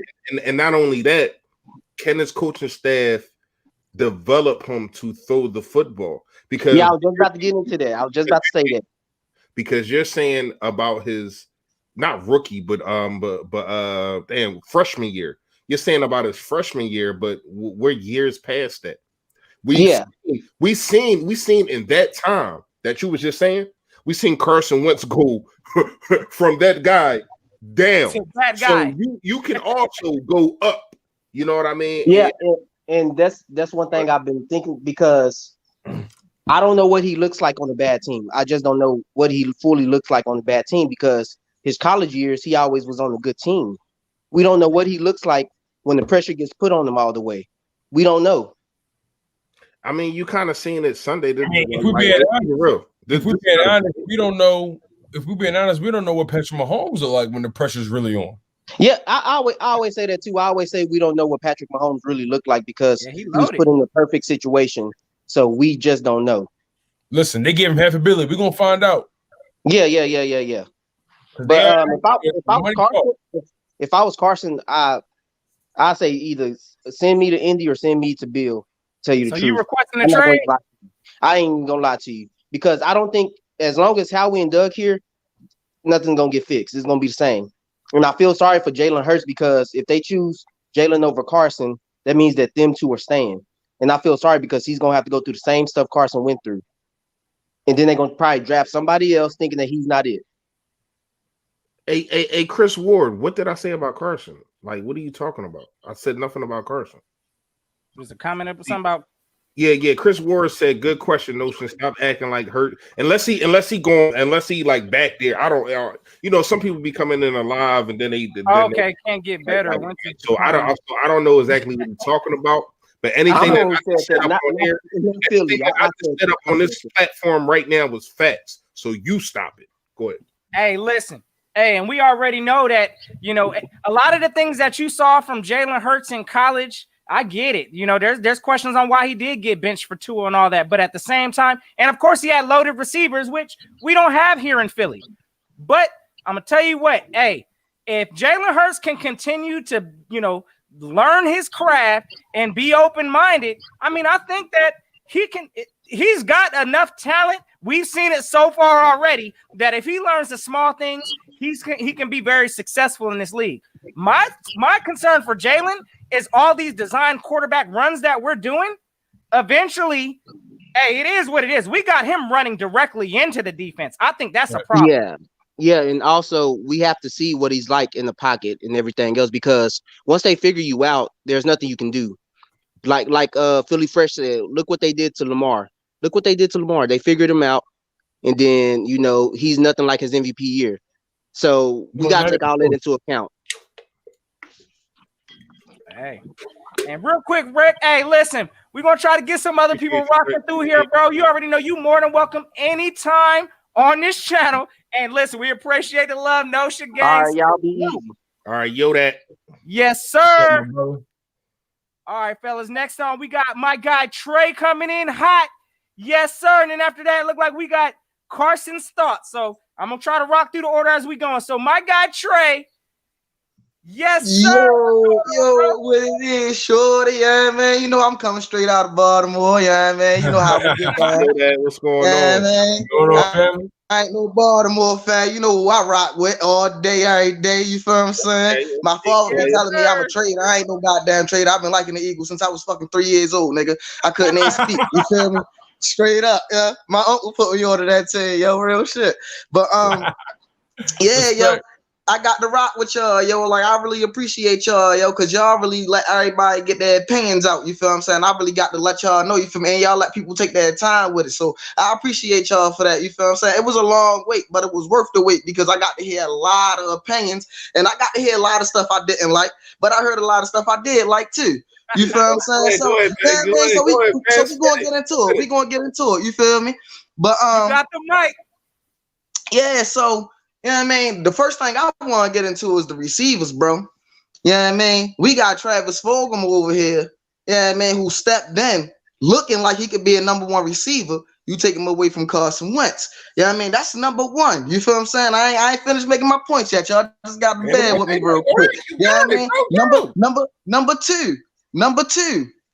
I agree 100%. We should be running Miles Sanders like they running Saquon Barkley. You heard what I'm saying? Like, yeah, he injured right now, but before he got injured, they was running him like a dog. You feel what I'm saying? And the way Carson Wentz been getting hit back there, that's the only reason why I say that. You run him like that until Carson Wentz catch a rhythm because like you said, like I said, man, I'm from here. You feel what I'm saying? So I watch. You feel what I'm saying? The biggest game for me this season was Philly and Baltimore, bro. I'm trying to tell you. So I was hurt when we lost that game. You know what I mean? So you know what I mean? Like you seen Miles Sanders breaking. You feel what I'm saying? Touchdowns with against the Steelers, against Baltimore. He was getting out of it. He was getting jiggy. So I don't want to hear that. You feel what I'm saying? Jalen Hurts come in and Miles Sanders. No, he been doing that. You not running him at all. And for Carson Wentz to be getting hit 144 times and you ran the ball 189 times, that is a problem. I'm sorry. We got to call your mama on that one. Because, you know what I mean, somebody ain't reading school. You feel what I'm saying? Somebody ain't reading school. You feel what I'm saying? And then I want to make my third point. I'm still not finished. My third point is the defense, bro. Yeah, last game they shut them down for the first half. You feel what I'm saying? That's correct. Our defense get it together in the second half usually. This half, they let them points up in the second half. See, the difference between the difference between Jalen Hurts and Carson Wentz was Jalen Hurts couldn't get it done in the second half. Carson Wentz gets it done in the second half no matter what. You feel what I'm saying? Jalen Hurts, he got to play with the lead. That's all I'm saying. Like, everybody forgetting. Carson Wentz, we played against that Ravens defense. They got Marlon. They was healthy at that time. Marlon Humphrey, Calais Camp, man was dogging him when he was calling his own plays. When he had to stand up there and call his own plays when we was in a rush 24/7. Look at what he did. That was 2017 Carson Wentz at the helm against the Steelers. Same thing at the helm. Look at the game, shorty. I'm trying to tell you. And I'm gonna go ahead and let y'all. And I'm gonna go ahead and let y'all go ahead and talk after that. You feel what I'm saying? Because that's the point I want to make. Hey, listen, I ain't got. Hey, listen, you, bro. Hey, yo. I'm looking at my studio right now. I gotta get a fire hydrant in here. Hey, it's hot, bro. Yo, my man just laid it out, fire, man. Laid it out. You laid it out. Hey, you man, I'll counter to you real quick, Trey, because I'm gonna tell you what, everything you just kicked right now. Hey, bro, this is clearly again. We ain't using the talent right here, bro. Like it's a shame. Wentz know how to use them. I'm gonna tell you right now too. Like you said, how we're not using Miles Sanders. We invested, what is it, a second round pick of Miles Sanders? Yeah. Right. We don't run him enough. Miles Sanders had 2 big runs early in the year, 70+ yards. Like you said, he been doing this. All you got to do is feed the man, feed him. Get him in the Browns game, bruh. That first drive, we ran it more than we did all game. Like, my thing is, that first drive, we was running the ball. Sure, he fumbled, but you get the ball back to him and you run it back, kid. You know what I'm saying? You keep that pushing. They could not stop us from running the ball. They couldn't. No. Confidence. Like the Green Bay game, you start Carson off throwing the ball 3 straight times. On first and 5. Hold on. Off a penalty. We had a first and 5. That's what I'm saying, man. And that's what I want everybody to realize. Is Carson was having a bad year, yes. But it happened. Yeah, I agree. But Doug Peterson is having a worse year to me. He's still even last week with the W, he's still having head scratching calls. Like, dude, why are you going for for fourth down and you up by a touchdown. Like I don't like. Man, I don't get it. You man. exactly Real right quick, on shout that out to one, my right? guy But Edwin see, real quick. $2 shout out Jalen Hurts is Tim Tebow. Yeah. but see, see, the I ain't thing gonna say is, that. I think Jalen Hurts better than Tim Tebow. I'm not gonna take nothing away from the young man because the young man's still a young man. He did win a game for us. I'm an Eagles fan first at the end of the day. He won a game for us and he did it. We was looking for a win. He got it done. Shout out to Jalen Hurts for that. You feel what I'm saying? Give him all the credit to him. You feel what I'm saying?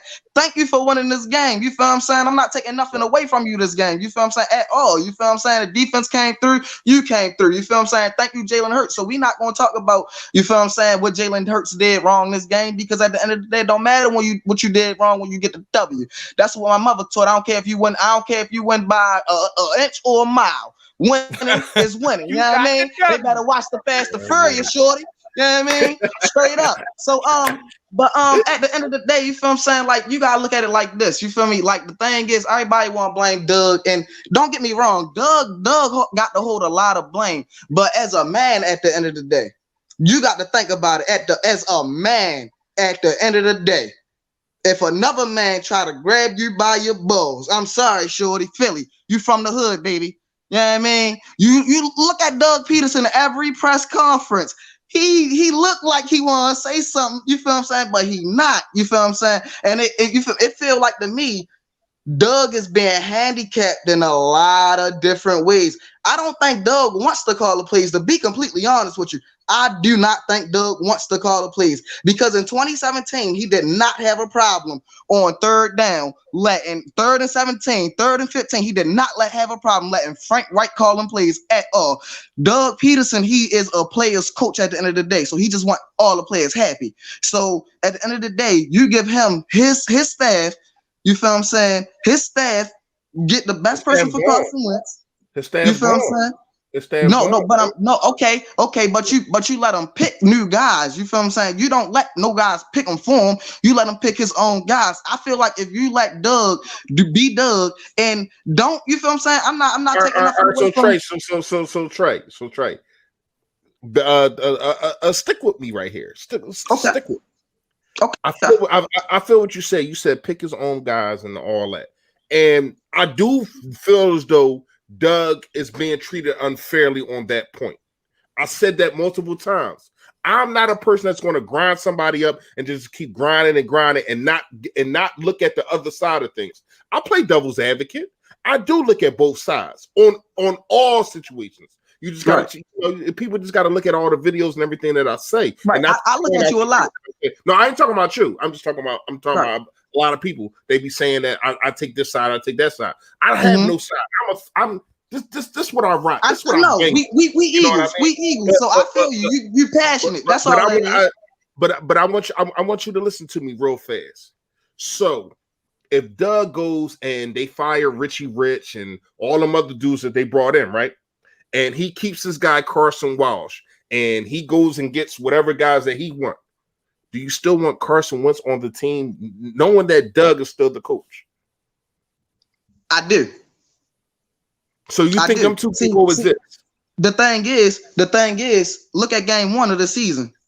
Them two was on point. The game 1 of the season. I mean, like, look at the first half of this game. That first game, them two, that first half of that game, them two, you couldn't bring nobody closer.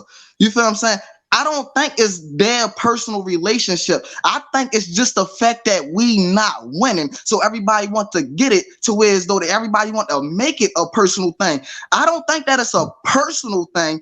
I just think that it's a thing to where as though if you take Howie out the situation, we get a new GM. I feel like the thing will be. I feel like it will be a different thing. I feel like it's Howie, bro. Just because of the fact that you the one who drafted these players, I doubt that highly in my mind, in my heart and soul, in your heart and soul, and everybody's heart and soul, you think Doug Peterson wanted Jalen Hurts. Yo, they said the scouts. I don't know, bro. Did you see when they drafted him? How happy he was a little giddy, bro. Trey, they said we wanted Jeremy Chin.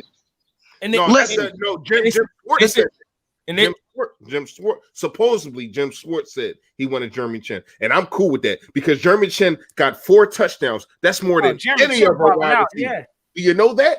Right, do you know Jeremy Chin got 4 touchdowns? It's more than any of our wide receivers, bro. Just think about that. Think about that. On defense. On defense. Our receivers. What the world? Hey. Somebody calling me, bro. No, they not. Hey Trey. Yo, no, they not trying to call me right now. Oh man. Hey Trey. Anytime you want to come up, man, you come up. You already know, bro. Yo, you brought that. All right, heat, my bad. Bro. We appreciate you, man. Seriously, man, you brought that heat, man. Anytime you want to come up, you already know we doing this thing weekly. Stop on by. You already know, bro. And we appreciate you for to do this thing. Hey, yo, it's crazy that I didn't even know he was gonna bring that heat. Son just told me my main man looked like he ready for war. He got the brains. He ready. He ready though. I'm like, hold. Let me see what this kid. Because I never talked to him before. So when people come to me before, I let him go. You know what I mean? And man, when I say he brought it, man. That's another be more guy, man. That I bang with right now, man. Shout out to my other guy, Be More Philly. I see you in the chat. He going at it with. I see Be More going at it. He over there kicking them facts. He going at it with people in the chat. Be More ain't gonna play with y'all. We need to get Be More on up in here. He gonna let it be known. I already know. Yeah. All right, real quick, fellas. We got a couple more we're gonna rock through. I'm gonna bring on. It looked like Midnight Black. Mel, and then I'm gonna finish it off with it. Look like I got Eagle body bags in this thing. I don't know, but we about to find out. All right, Midnight Black, you on? Yes, sir. Thank you for holding on in there. Hey, y'all can hear me? Yes, sir. Yeah, yo that. Sorry, it's my first time. Shout out y'all first of all. So I just want to say first off, this season's been a big mess. Yeah. You talking about dysfunction? This might be a bigger dysfunction. A Bounty couldn't pick up this mess, bro. I think bigger than Alshon is bigger than the Lando Scandrick thing. We're gonna see this offseason. I think we're gonna see a whole bunch of reports come out about that locker room. I think it's gonna be rough. Fans will be really divided when what we hear about coming out of that locker room this offseason. It's going to be a lot. So, second thing I want to bring up is Travis Fulgham. I feel Doug is ruining him more than Alshon. I don't think Alshon has an impact on Travis. Like there was one thing that I paid attention to that caught me off guard. So I think it was after the Cleveland game or a week after that. There was a question about Travis Fulgham. And Doug was kind of snarky, I guess, throw some shade his way. Say, hey, if Travis Fulgham wants to be an elite receiver, he needs to do this and that. And then after that comment, Fulgham just pretty much disappeared from that offense. So to me, I feel like maybe there's something going on behind the scenes with Doug and Travis. That's just me. I don't know. But you know, Travis strikes me as such a low-key guy, right? Like he's striking me as the humble beast type. So like I just don't understand. And that's my thing. Like I feel like Doug hates the media, and he's at a point now where they make him uncomfortable, right? And he knows he's getting tired of that question about Travis Fulgham. And at that point, he said what he said, but I'm not discounting the fact that a lot of dysfunction is going on behind the scenes because there's no way Travis Fulgham does what he does, puts up over almost 500 yards in 5 games. And you mean to tell me all of a sudden he's just not a part of the offense? I put that on Doug 150%. You know what I'm saying? But at the same time, we also do, believe that we don't believe Doug is the only one making roster decisions or who plays on the field. So at that point, it's like, is it how we trying to validate the money he gets? See, this is what I'm talking about. Like, and this is how I know because how we paid these guys, right? How we paid Alshon, how we paid guys like Jason Peters, you know what I'm saying? And he needs to validate his signings. He needs to validate his signings so it doesn't look like he wasted money. And then because you know what happens? Doug is the one that probably who found Travis. And then when Doug put him on the field, Doug gets the credit. And at that point, it's like, oh no. Alshon back in, because remember, Fresh, they never took him on. They never put him on IR. He was active the whole time. I'm gonna say he was taking up the whole active spot. The whole. Yo, listen, bro. I said that so many times. I said it, and look at the people that we lost. We lost guys like Claypool. You know, not Claypool. I'm sorry. The defensive end. I can't remember his name, man. The defensive end that we drafted. We got rid of him. You talking about Sharif Miller? No, the defensive end. Oh, Tuhill. Yeah. I like him, bro. Yeah. Tuhill. Your guys, Notion, the guy that they keep playing with. Hey, I already know they playing games with killers. You know what I mean? With like killings. And now Travis Fulgham and Hightower. I mean, they're still on the roster. But yet and still, they're not getting snaps or they're not dressing. Another one, J.J. Whiteside. You know what I'm saying? Like how he drafted him. I'm pretty sure the team wanted other people. Yeah. It's no way. Like I'm gonna give Doug the benefit as much as I grind Doug up. I'm going to give him the benefit of the doubt that he knows that there's no way J.J. Whiteside, Jason Peters, and Alshon Jeffrey should be touching the damn field at all over all this young talent. That's a problem. Until we get a coach that's going to and maybe he doesn't have the cachet, even though he won a Super Bowl. Maybe Think about Jake Elliott too. Howie Roseman paid him. Yeah, but Jake Elliott, and I tried to get it on my last video. I hope y'all go watch that. Jake Elliott, it's that time, fellas. It's that time to. Hey, we getting a new kicker up in here next year. I'm gonna tell you that.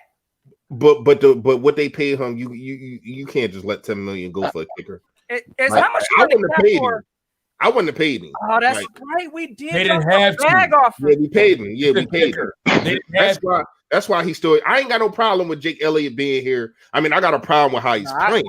But I get it. You can clearly tell Doug don't trust him either. That's why we seeing a lot of these fourth downs on some situation. He ain't got no trust in Jake. Yeah, but my thing is, are you messing with his mental by going for these fourth down and not letting him kick the football? Damn if you do, damn if you don't. Yeah, on that one, yeah, I give you that. Go ahead, bro. Hey, Midnight. Hey, yeah. Any final thoughts, man?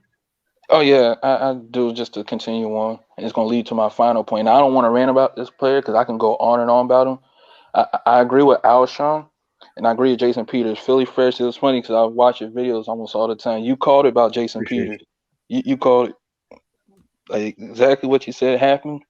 It happened. Yeah. So. I told him don't bend the knee. Do not bend the knee and give this guy $10 million. You ended up doing it, and what does he do now? Now my toe hurts.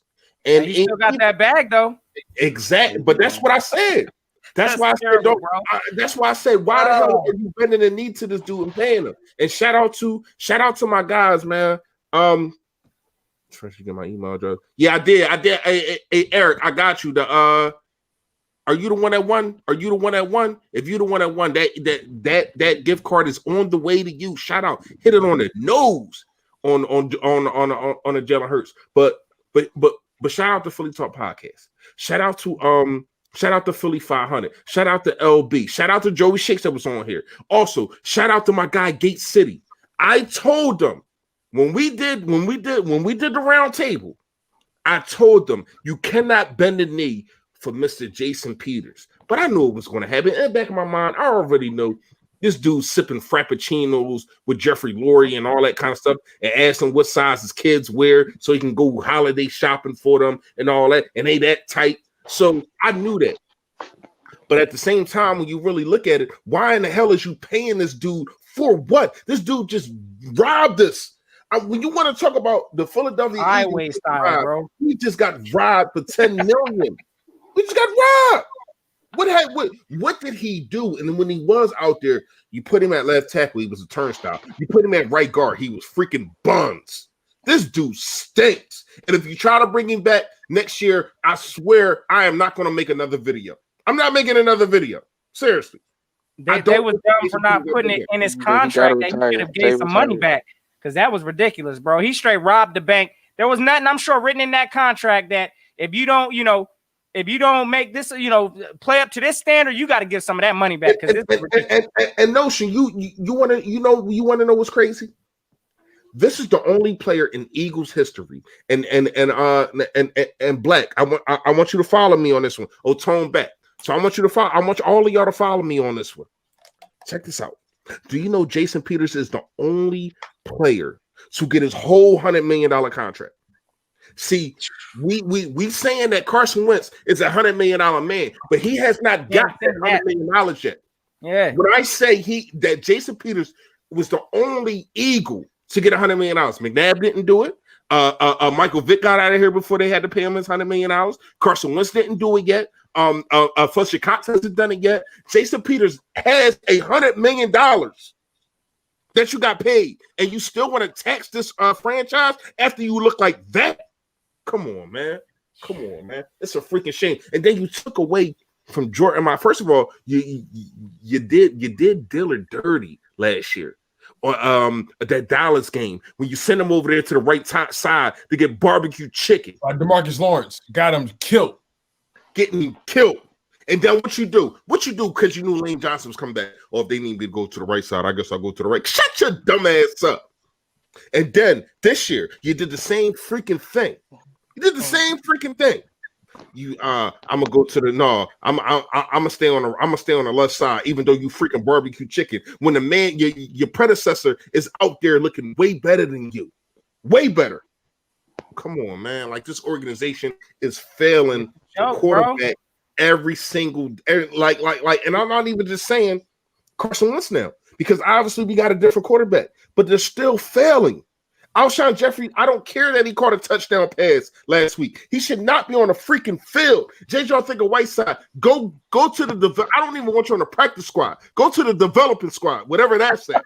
Put your ass back to college. No. Straight up. Like seriously, man. This shit, this stuff gotta stop, bro. It gotta stop. That's where I kind of agree. I don't think JJ's buns. Like you talking about utilization of players. I haven't seen anything JJ done in college on the field. JJ was a contested catch receiver, led the NCAA in contested catches by a wide margin. That's who he is. Red zone nightmare. I had some people tell me he was the best red zone receiver in college at the time. Where are the red zone packages for him? I don't want to see Alshon taking red zone snaps away from JJ. If you want to start somewhere with JJ, at least have him do red zone. The very least. Black, but you know what we're really mad at? We all know what we're really mad at, Black. You took him over DK Metcalf. That's really but that's on Howie. I mean, No, I get you. I understand. But that's really what we mad at, bro. There's no way that you look at. I don't care about red zone. I don't care about none of that. There's no way that you look at. I know. I'm saying we should have gotten Metcalf, but I'm saying like JJ's here now is just saying like what can he be good for, and just going back to college, he's good mostly for red zone. He's not a guy that does anything like on the open field. So I was just saying that start from there. That's the problem. Carson Walsh was probably the worst thing that can happen to him. My bearish opinion on JJ, even though I'm high on him, is that he may be broken. Like, it doesn't matter what happens after, he may be broken. I feel like everything that happened his rookie year just took a toll, and he's not going to do anything, pretty much obsolete. Because he was asked to play the X, play the Z, play the slot. Yeah, and JJ's a natural X. I give you that. I definitely give you that. Like, so and plus, given the fact he was pretty much playing one-footed the whole season, it's just I just think he gets a bad rap for coaching mistakes, but that's just me. I feel you. I think if he was on another team, I was high on JJ at first when we drafted him. I was high on JJ at first. I'm not gonna lie, because like I did my research on him, and when like you said, he was the best. He was the best contested catcher by a wide margin. Like it was clear, and I was like, okay, like you can't fake that. You know what I'm saying? I was like, you can't fake that. You just can't. So at that point, we draft him, and it seems like we just didn't put him in enough situations, in my opinion, to find out what he can do. And I agree with you. I feel like if anything, when you drafted him, you put him in red zone situations because we were getting to the red zone a lot more than we are now. So it's like, you put him in red zone situations, find out what he can do, throw the ball up, make, Find out, put him in a situation to do what he was known to do. He was successful at doing. Right. And that's my biggest problem with this coaching staff. We have not done right by athletes in terms of putting them in the best. Like we draft them for a reason, and then we don't, and then we don't. Then that's not the reason why we use them. You know what I mean? Like we draft guys for a purpose and don't use them for that purpose. Like, but it's here's weird. the thing. I do agree with, like, if we got a McLaurin or got a Metcalf, they would have been more productive, but not as what they are with their teams. They wouldn't be like 900,000 yards receiver. They'll make it like 600 because you got to look at the situation. You know, here, like we still don't know how to use any of our receivers. We haven't learned our lesson from last year. We got rid of Grow. We got rid of Walsh. Still stuck in the same situation now. And there's really only one person you can go back to. Fact, hey, bro, I appreciate all the facts you brought again. Hey, listen, any last final thoughts? Or any last question you want to ask somebody? Anything, man? Yeah. Oh, one more. Would y'all rather us go to the playoffs or get a high draft pick? I'm a competitive guy, so I'm always for winning. I don't like tanking, and it don't matter what draft pick we get as long as Howie is drafting. So I don't give a damn about that. Hey, you already know I'm behind Fresh on that. Also, listen, I'm about making the playoffs. Hopefully, it don't matter what draft pick we get because if Howie and company still running this shit, we gonna botch it anyway. So listen, we might as well go and shoot for the playoffs if we got an opportunity, my guy. That's how I feel. All right. Yeah, that's all I got. Thank y'all. Hey, man, you already know. You know the fucking anytime. We're going to catch you on the next one. Notion Gang, salute. Yeah, I'll be back. Yes, sir. All right, gang. So next we got Mel, and then we finish it off with Eagle body bags. So let's go and bring Mel into this thing. Yes, sir. What's going on, Mel? Yo, y'all can hear me? Yes, sir. Yes, sir. Yo that. Hey, man, I appreciate y'all for having me on a couple of weeks ago. I forgot which game it was, but I just remember I was super emotional that night. Said some bad things about a couple players. So, with that being said, it happens, my brother. It happens. You already know. I'm sure we all have said some bad things about some of these players on this team. Yeah. So yeah, I think we should rock with Jalen Hurts, but if we do that, I think we got to rock with the rest of our young talent. Like at this point, we gotta ask ourselves, like, what are we playing for? Like, if we get to the playoffs, first off, I think every win we get, we have to sacrifice at least two players. Like at least two players have to get injured in order for us to win a game. Either on offense, defense, somebody has got to go. So we force ourselves into playoffs, and we have a decimated team. What's the point? It's not like we're gonna go to the Super Bowl. Our Super Bowl window is closed. Like there's no point at this point in the season. So I think we should just develop as much talent as we can. Put the veterans on the sideline, like you said. Alshon Jeffrey, goodbye. Jason Peters, goodbye. Like let's get Travis Fulgham out on the field more. Let's get John Hightower out on the field more. Let's just see what we got with the young pieces. I want to see what Quez Watkins has, man. Like, I really want to see that. I do too. I think he's been healthy scratched for weeks. I mean, there's been games he's been a healthy scratch. It ain't even nothing wrong with him. We just ain't playing him. We just not playing him. Like, I just want to see what we have. Like, let's see if Dallas Goedert can get to that all-pro level of production for the rest of the season. Yeah, Hightower wasn't Hightower a healthy scratch last week? He was a healthy scratch, I believe. Hold on, real fast on the Dallas Goedert thing. I need Zach Ertz to be out there. I need Zach Ertz to be out there because I need him to have trade value. You know what I mean? I need him to show out these last 3 weeks. But if he gets injured again, how will that make him tradable? Like, it depends on what the injury is. It depends on if he's balling when the injury happens. I mean, it's a lot That's of what things. I'm saying, man. It's just too many question marks. Way too many question marks. Too many question marks, but I still want to trade Zach Ertz. So we gotta get the value back up. We gotta get that. I need people to understand that he still might be a top 3 tight end, which he probably isn't anymore. But he might at this point. He a top 5, top 6. Like, yeah, I give you that. I don't know. I think he's at least a valuable piece on a contending team. Definitely. At least. Most definitely. At least. So like I think other teams know his trade value by now. I think they see what's been going I think on. somebody like the Cardinals would love to have a Zach Ertz. Yeah, Oh, yeah. yeah. Definitely, Oh, yeah, definitely. Kyler Murray. Yeah. I think somebody like the Cardinals. I think somebody even the Bills. You think the Bills wouldn't like to have Zach Josh Ertz? Allen would love to have him. Yeah. Yeah. And we already got a couple of the young Bears. pieces at our at the tight end spot on our team that still need to be developed. Like, what are we gonna do at this point? Are we gonna keep the old guys out just to get injured? I'm packaging Carson Wentz and Zach Ertz to the Colts. To the Colts? I like that. Could you imagine that? That'd be the most expensive trade in NFL history. And I think you could pull off that package deal. That deal. Hey, listen. Hey, send Carson and his security blanket together. That's all I'm saying. You got to get max value for that. I'm saying. So exactly. I think Carson just needs to be around veteran players.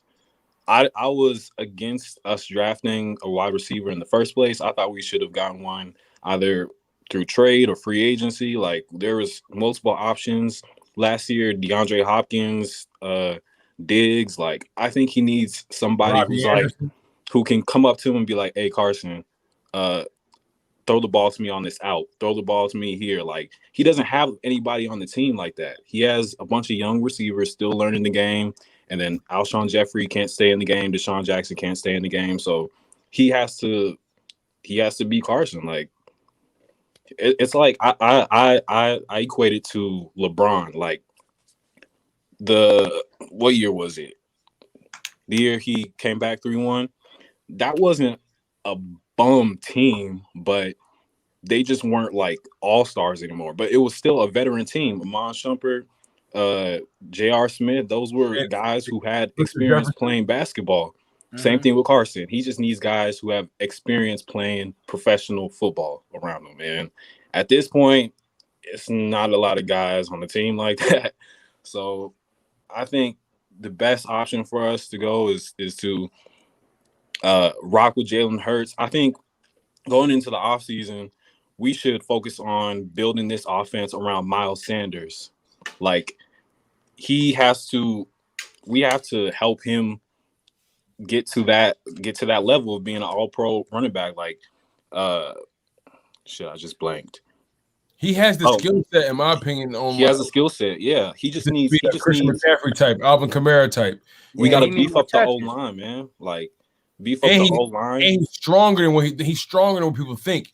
Like he's not afraid to get physical and get the fight for those extra yards. You know, he got to clean up the fumbles here and there. I say his hands. He got to work on them hands, though.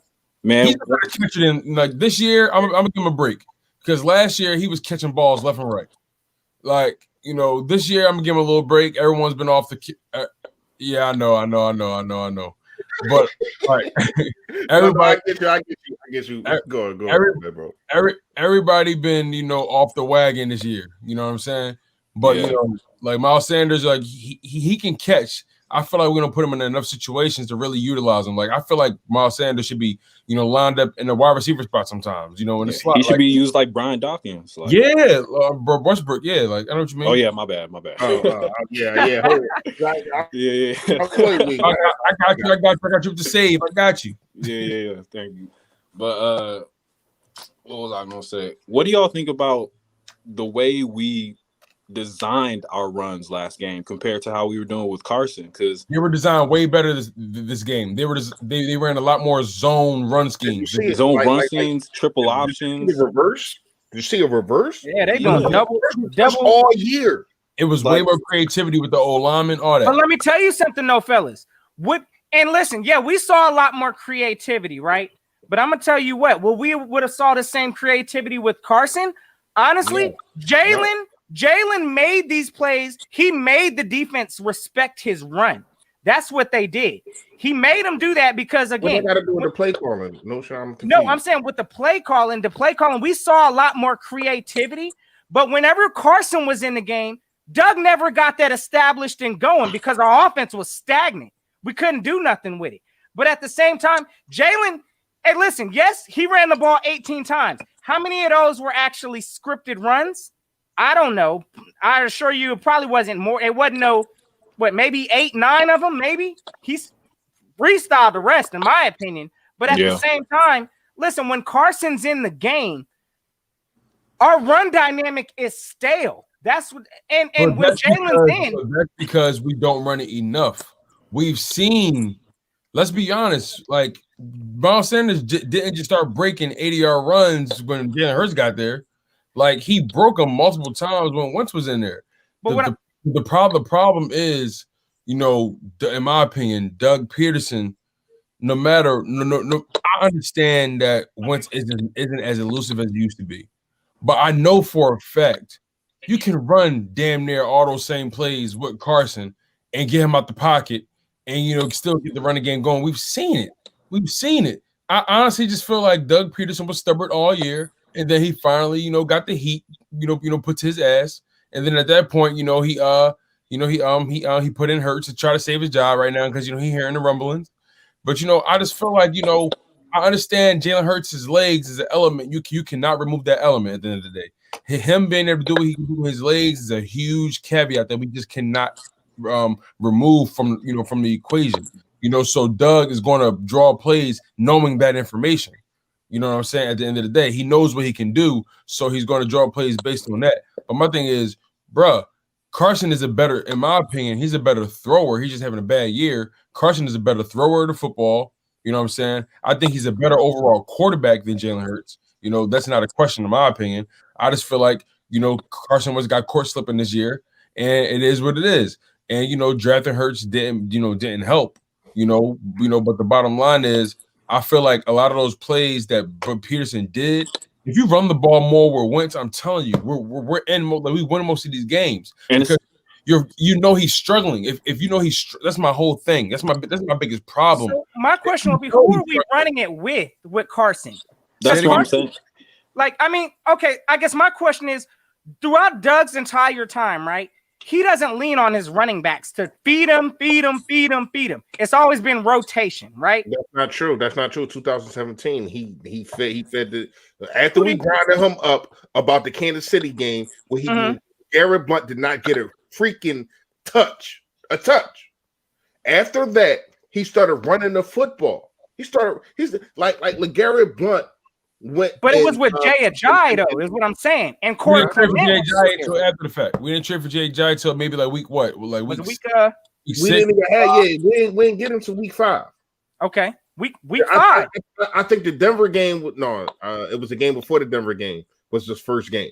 You know what I mean? But still, when you look at it, we was running the football. That's what I'm saying, but they won't feed Miles like that. I think anybody that watch our games can say. I think anybody that watch our games can say we don't run the ball enough, and I think anybody can say if Carson Wentz is struggling this bad with accuracy or whatever it may be, whatever he's struggling. Nobody need to ask me anything. If you want to ask me, you can ask me. Nobody need to ask me anything. Chris, what is it? No, he said as fully fresh would he trade Wentz if it was Wentz last year on the contract. Like, I don't understand what you're saying. The reason I'm saying trade Wentz is because obviously he's not respected here. People want to jump ship. People see this new toy, and you want to pause, but you want to play with the new toy. You see the new shiny thing, and you like, that's it. That I don't want to play with that anymore. You know what I mean? Because it's having one bad year. And I see y'all in the comments. And I understand. You feel some type of way. Well, I really don't understand. You feel some type of way about Carson Wentz and all that, but everything around him is not in. Can we talk about this real fast? We're about to go into another game. This is week what? 14? This week 14? 15. I believe, is it? I don't even know. Man. Bro, I know we got 3 games left. I'll tell you that. We got 3 games left. Yeah, we got 3 games left. In week 15, we're about to go into our 13th different offensive line. Think about that. All the things that we have been talking about the coaching not putting the best players out there on the field, about talking about of Fulgham basically not being benched. But how in the hell? Like, it's no organization other than the Philadelphia Eagles that will have a guy have that kind of impact. Do you know on fantasy football? I don't know if all of y'all play fantasy, but I got Fulgham off the wire after he did what he did with the 49ers, right? I did too. Every week, his prohibited points was going up. They go up to 10, then they up to 11, then they up to 13. Then one time they was up to like 17. You want to know where they at now? Two. And you want to know why? Because this organization is failing him. Just like they failing Carson Wentz, just like they're failing Miles Sanders, because you don't give these guys an opportunity to flourish. If Travis Fulgham was on another team in another system, this dude would have 1,000 yards right now. Yes, 1,000 yards. But all of y'all want to blame stuff on Carson Wentz, but y'all don't see what's going on. I do. That's the difference between me and you. And y'all want to be doing the same thing to Jalen Hurts in the next 2 years. I'm going to be sitting up here, and I don't know where these guys will be at, but I'll probably be here, inshallah, Allah willing. I'll be here, talking to y'all and telling y'all, yo, hold on. Like, look what Jalen did, this and that, and then like I'm gonna be taking up for Jalen and I'm taking up for Carson Wentz. I am not just a Carson Wentz supporter. I look at everything that's around, everything that's going on. I look at everything that's going on. This organization is failing. Why in the hell is Jason Peters even dressing at any point after he robbed y'all for $10 million and he looks like freaking booty juice? The one game that he's out, it looked like the best offensive line we had all year. I mean, agree with me, chat. I know Notion. I know Tone. I know you agree with me. Last week would look like the best offensive line. Mel, I don't know how you feel about that, but last week looked like the best offensive line we had all year because you got that one link in the chain, and that joint is rusted, and that joint is not sturdy, and it can break so fast, it just causes the whole chain. You might throw the chain away. I don't need that chain. Hey, we about to find out what that chain looking like now too, though. We got Driscoll out. Matt Pryor's coming in now. So, I mean, Jalen Hurts is about to have to deal with these same conditions. This line ain't consistent. So, but I have a feeling, and I'm going to say it now.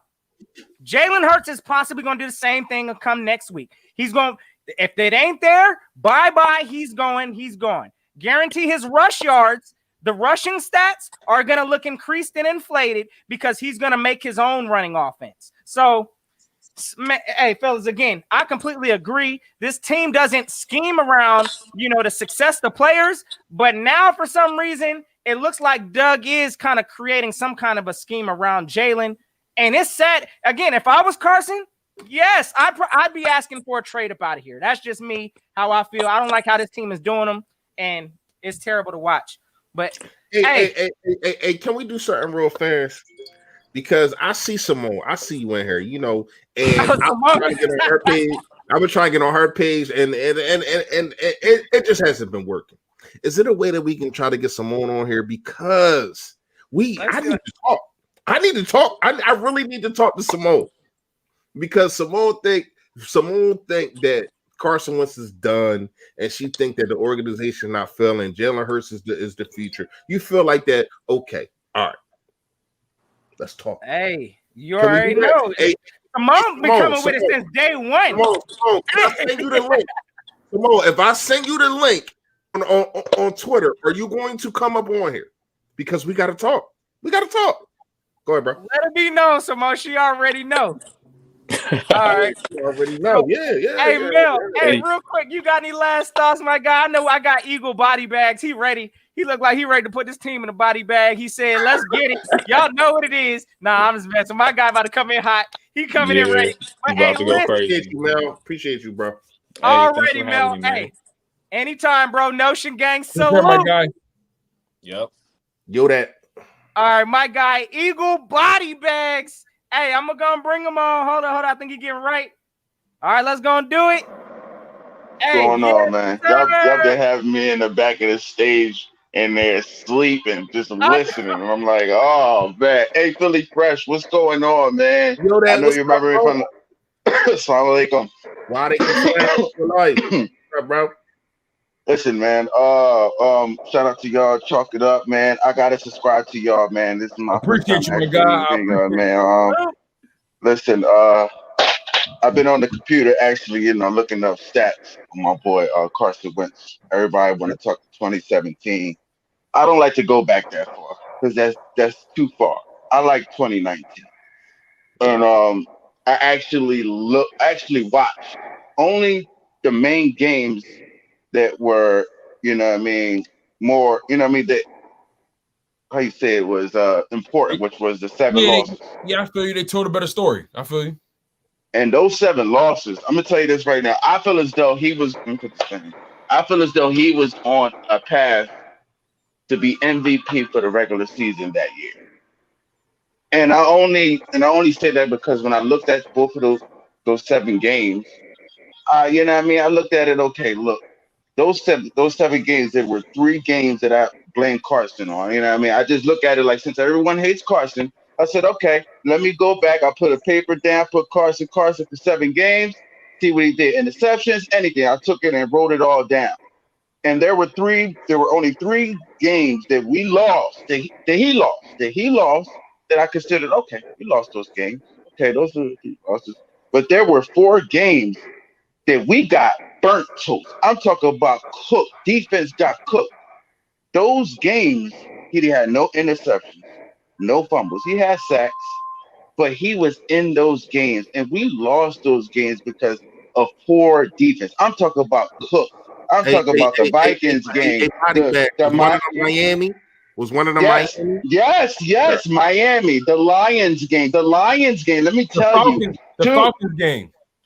But we're not going to blame Aguilar for that because you want to be honest. It should have ended with the fourth and 4 on the screenplay to freaking Julio Jones. Julio, yeah. We're not going to even bring it up. It should have ended there. I agree. It should have ended there, but it should have. He should. Aguilar should have definitely caught the ball. But my whole thing, I just looked at it as that was a win. Most of those games were wins. So I looked at it and I said, well, damn. He would have been 14-2 or 13-3. That's how I ranked it that. And that would have been good for an MVP regular season. And then he got hurt in the playoffs or whatever. So I looked at his footwork, his mechanics, his throwing, his accuracy, his movement when it came down to pressure. Totally different. I'm looking on the computer at his stats. And now, no, man. I mean, it's dropped down dramatically, man. I'm talking about completed. I really can't get out and close my damn laptop, man. That ain't cool. I got so much shit, man. No, you good. You're speaking facts right now. But look, listen, man. My boy does have a problem. He's in a bad situation right now. But I blame this on the front office. I blame this on Howie, man. I don't think this was. I don't. In 2019, we wasn't screaming quarterback in the draft. Oh, let's go. That's the necessity. Absolutely not. We need that. No, the necessity was getting 2 elite corners to help out the damn secondary, to help out Malcolm Jenkins, because everybody say he declined. No. He didn't decline. He had to pamper and babysit other corners that were buns. They were trash. And he had to compliment. He actually played more down linebacker than his usual safety position. Cooked the Vikings game. Cooked. We were supposed to at least get 2 elite corners. And then the only thing we probably either in free agency or the draft, and then either go either in free agency or the draft and get at least 2 elite wide receivers. And we're not talking about mediocre receivers. I'm talking about blockbuster office receivers. I need a top. I need an Owens. I'm tired of going back in the back. I feel you right back because real quick to your point, right? It's like y'all talk about Carson Wentz being the guy, right? Hey, we paid him. Carson Wentz is our top priority. if he was your top, did you ever bother to think Howie Roseman that drafting a quarterback in the second round would show that he's not your top priority? I think that was a slap in the face, to be honest with you. Quarterback, if he's your top priority, you get him weapons, if anything. If anything, Yeah. you get weapons or improve that defense. No, Listen, the offensive line was way different, brother. It was different in 19. I'm telling you, the offensive line protected him last year. This line, I'm sorry. That game that I saw with that Saints game? A body bag. A body bag. You want to know what everybody is mad at? You want to know what everybody is mad at? Yes, I know why they mad. The wins, the losses weigh out the wins. And that's the problem. I'm gonna get to the soil. I'm gonna get to the soil. I'm gonna get to the root. I'm gonna get to the heart of this right now. I'm gonna tell you what it is, bro. He cannot carry this team. He carried the team last year.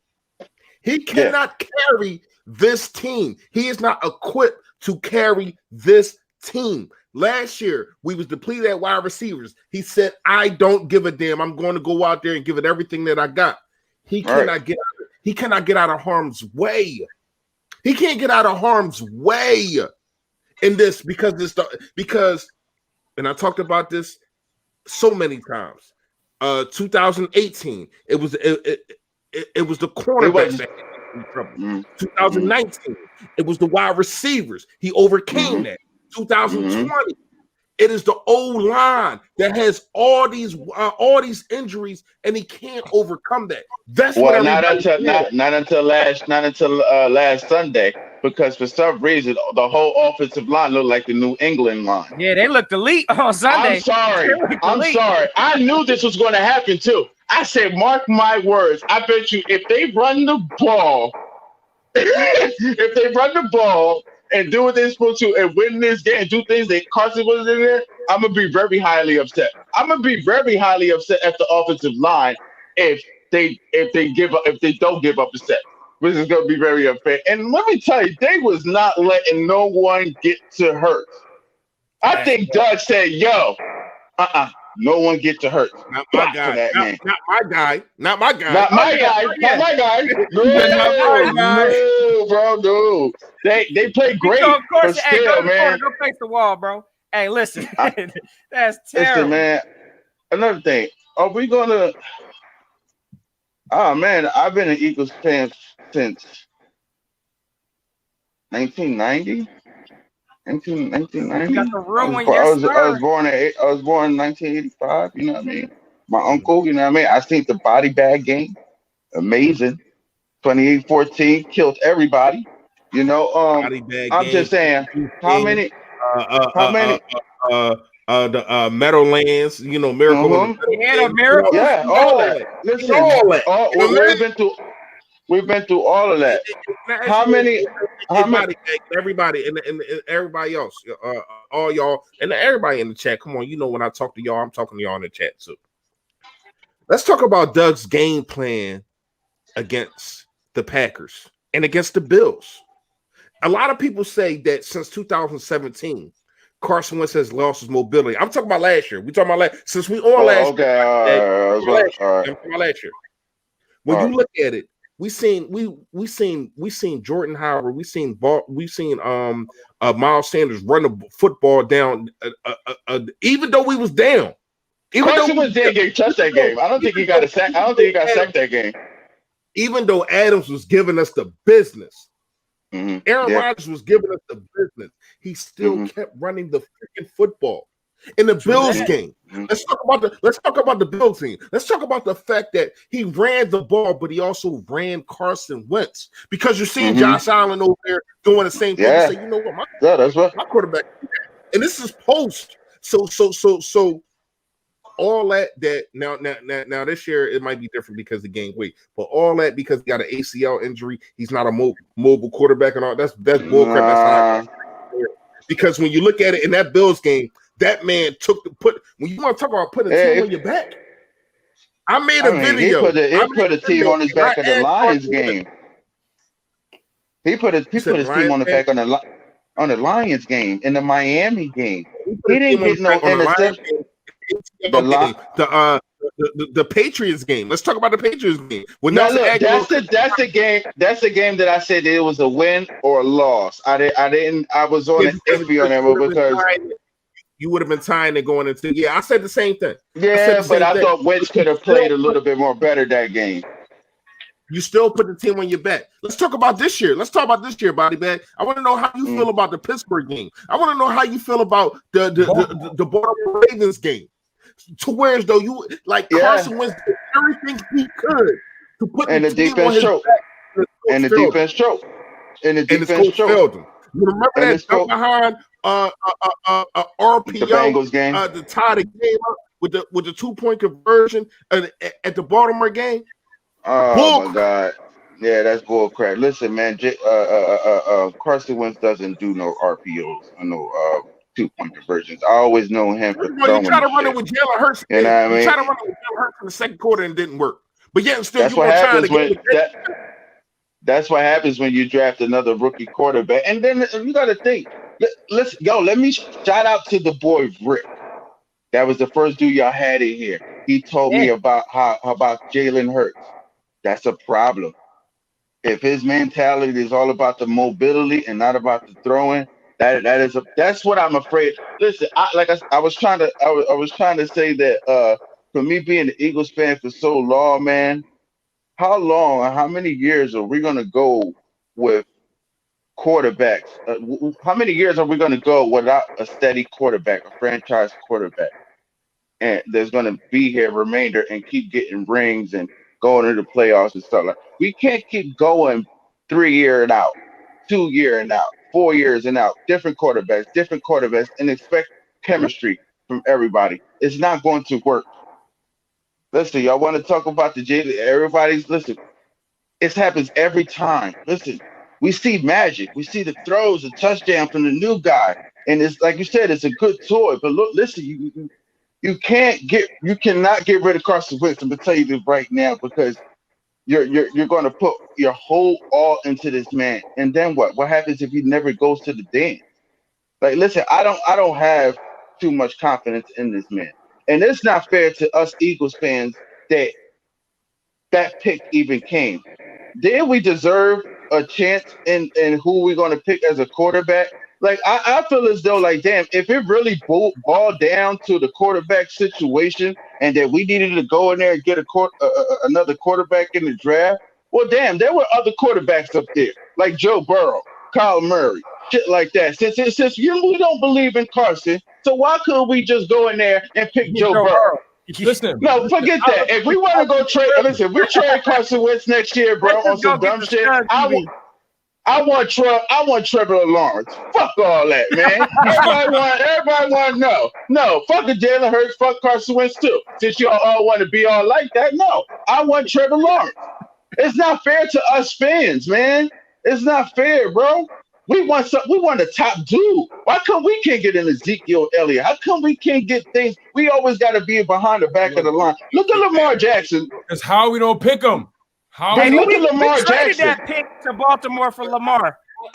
Thank you. I still think Wentz is a good pick, though. I still think Wentz is. No, I love him. I like Carson Wentz, but he needs help right now. This mentally, team ain't built. Yeah. Listen, like I said, his mechanics. I'm telling you, last year from now is totally different, man. And he doesn't have it right now. He needs a quarterbacks coach. He needs an offensive coordinator. We need a new we need a new GM. We need to get rid of Howie. We got 10 picks. We cannot have him. We cannot have that man. Not this year, man. I just don't know. And everybody wants a Rob receiver. I can't last another year, Howie, bro. I can't last another year, Howie. I can't. I think we all to that point, man. That's No, where we're at. Where we're at, bro. Hey, Tone, real fast. Notion.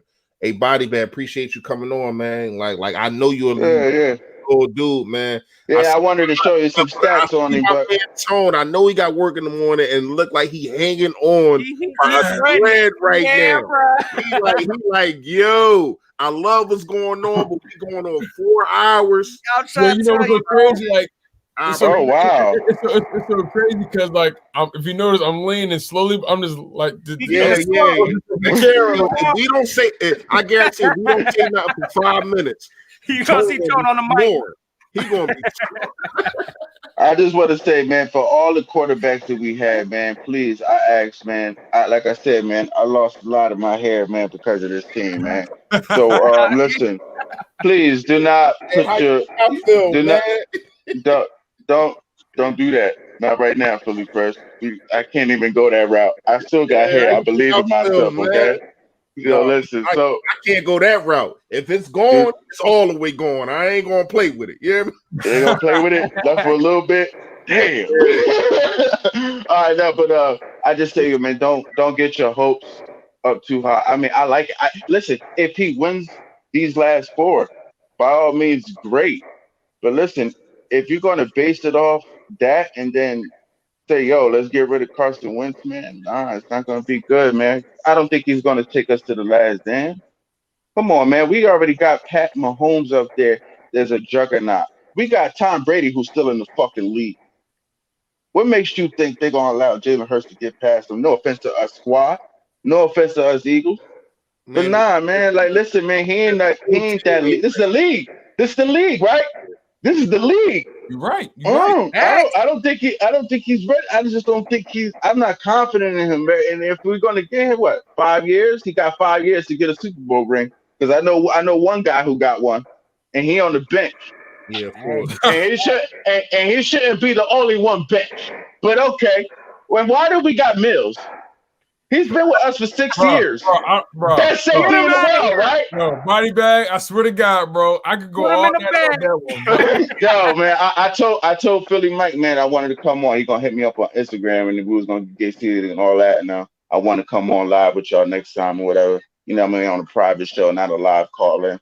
You know what I mean? That'll be, you know what I mean, definitely legit, man. That'll be dope. I think we're gonna start doing it. We're gonna start bringing up like people that don't got channels and having them on here and still doing the calling, but y'all be like the main because people on the calling, y'all know the subscribers, y'all know the people that comment, y'all comment with each other.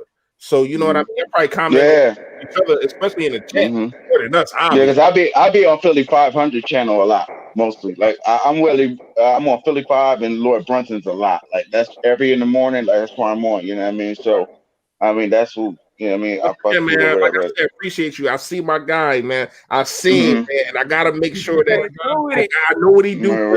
I gotta subscribe to y'all too, though. All right, bro. Assalamu alaikum. You already know my guy, Notion Gang salute. All right, get some sleep. Get some sleep. Chalk it up. Big time, my G. Big time. Hey, you want to bring us home? No, we ain't got nobody in the backstage, right? No, we good. We cleared out, man. You want to bring us home, or you want to let me do it? Hey, go and bring us out of here, my guy, because you already know, bro. Listen, I'm just gonna give a quick outro, man. You rock this thing out, bro. Because again, we know we got some problems in Eagle Land. But at the end of the day, hey, listen, we a strong Eagle family. I think we gonna get through it. I know the locker room, this fan base is divided right now. It is what it is. But hey, we all need to stick together. I mean, look at the chat. Look at they going like they that's going. What I'm saying. We going ham. We going ham on each other. Like, look, brother, I'm gonna tell you one thing, man. The fan base is split. The locker room is split, and you gotta blame this on the front office. You making that pick after Carson Wentz had to go through with the Nick Foles thing and Chris Long, shout out to him, but him building the shrine to Nick Foles and all that bull crap, and then a year later, after you put the team on after you put the team on your back and win the last 4 games, it should have been 5, but the defense, they did what they did, whatever. Okay. But let's not even like for real, Tone. For real, Notion. Let's keep it a bean. With his play last year, he should have been 12-4. Let's talk about the Patriots game. Let's talk about the Atlanta game. These are drop winning touchdowns. Let's talk about the Lions game. These are drop winning touchdowns. And what we was 9-7. We should have been 12-4. If we're 12-4 last year, bro, you don't even draft Jalen Hurts. Bro, listen. It's not even a discussion. If we went 12-4, once is the MVP. because he threw all those yards with a receiver under 500, no receiver over 500 yards. That's an instant MVP for me. Instant. If we go 12-4, you know, once playing the way he played, put up the numbers he put up, bro, that's an easy that's MVP season. Easy. He is literally the most valuable player. Literally. Yeah. Yeah. Man, this whole situation is sticky again. I don't like the treatment towards Carson Wentz, because if the organization had this planned out the way this was, I mean, listen, again, this is just bad business. I feel bad for any future quarterbacks that come here, because I'm sure they all gonna be looking like, hey, I mean, my replacement could be drafted in the second round. You know, this next draft ain't no telling. So, hey, fellas, you already know. Listen, if y'all new to this channel, if y'all new to the Philly Notion vibe, y'all know what it is. Hey, go and check me out. We new and coming up, Kicking Eagle Flavor. And if you new to the ride, go hit that subscribe. And hey, listen, I know my guy Fresh. He about to go and kick some knowledge real quick. Go and kick him with the dog. No. I just want to get a couple of these comments, because people let's go on through these comments real quick, bro. People misplace the things that we say. First of all, Lamont, the Wentz get a ring. Yes, he went 11-2. There's no way that you go to the Super Bowl without that dude. That's number one. Number two, real fast before we get out of here. Facts only. Wentz would have been MVP. That's not what Tone was saying. He would have said in his eyes, you got to give him MVP. He's his MVP for doing that. He didn't say league MVP. You don't listen. That's the problem that I got with some of you people. You just think that when we come up here and we say things, you just listen to half of it, man. Listen to the whole thing before you judge somebody. Tone, can I ask you this? Yes, sir. Was you saying if he would have did that last year, he would have been league MVP? I'm saying when you put up numbers like that, you put up over 4,000 yards, no receiver got over 500 yards, and you go 12-4. Shit, that's an MVP performance. Right. But he not saying that he would have been MVP. We all know what Patrick Mahomes and Lamar Jackson did. We know that. Right. We know that. Right. Nah, he's just saying it should be up for consideration. He in the conversation. Like he should be in that conversation. Again, yeah. Ain't nobody knocking what Mahomes did. Listen, but yeah, if you go 12-4, any quarterback, and you ain't got no wide receivers, you know, nobody that's eclipsing what is it? 500 yards. You have to be this year. Discussion. Travis Fulgham is stuck at 435. He still ain't got that this year, bro. Bro. And you break a franchise record for yards? Come on, man. Listen. At the end of the day, people gonna feel how they feel, man. You know, it's all conjecture, it's all opinion. It's all for the love. This is why we do it. We all do it for the criticism. We all do it for the love. We all do it for the hate. We all do it for the respect at the end of the day, man. And, you know, I'm your boy, Tone DeShields II. I'm going to always keep it real with you no matter what. I'm going to always give you my honest truth, and I'm going to always approach it with humbleness and gratitude at the end of the day. But I live for this. I die for this. I bleed green. I bleed blue. My Sixers and my Eagles, I ride for that, man. And, you know, don't ever question it. At the end of the day, I'm an Eagles fan first. And whoever throwing that ball, I'm rocking. If it's Carson, I'm rocking. If it's Hurts, I'm rocking. If it's somebody else, I'm rocking. And at the end of the day, when they put on that jersey and they rocking for this city, they got to know what come with it. And regardless of who should be the quarterback and who shouldn't be the quarterback, is my opinion. If you got an opinion, make a damn channel and rock out with the boy. You know what I'm saying? It is what it is, man. Because everybody eats. You know, everybody eats. And if you got an opinion, come onto the live stream. Talk your talk. You know what I'm saying? It is what it is. That's why we got call-ins. Don't be Twitter fingers. You know, come in the chat and do what you got to do and rock out with the guys. You know, say your piece. We'll agree to disagree, and it is what it is. But don't say blasphemous stuff and just spew hatred and lies in the chats. Knowing if you just catch the whole vibe, you know what we're talking about. We know Wentz not playing well, and we know Doug not calling his best game. And guess what? We all know Jalen Hurts, that pick set off, put a lot of things in motion. But regardless, y'all, this is our reality. Hurts is the quarterback right now, and honestly, we're going to find out this offseason. This offseason going to be real entertaining. So y'all better lock in the Philly Fresh, the general. Y'all better lock in the Philly Notion. And y'all better lock in and chalk it up. Where no matter if we win or if we lose, we just got to charge it to the game because the content going to be flowing hot. All right, let me take us home, man. We just rocked out 4 hours with y'all. And whoever's still in here, I appreciate y'all. Whoever was in here the whole joint, make sure y'all go on Notion page. Make sure y'all go on Tone DeShields page, aka Chalk It Up, aka Philly Notion, aka Warm It Up. Listen, yes, you sir. gotta subscribe to them guys. Make sure y'all hit the like on this video and this. If you are on Notion or you on Tone or you on mine, it was all on all our channels. So please, man, we put in this work, even if you disagree, man. Like I could disagree with y'all, but I still will like your comment.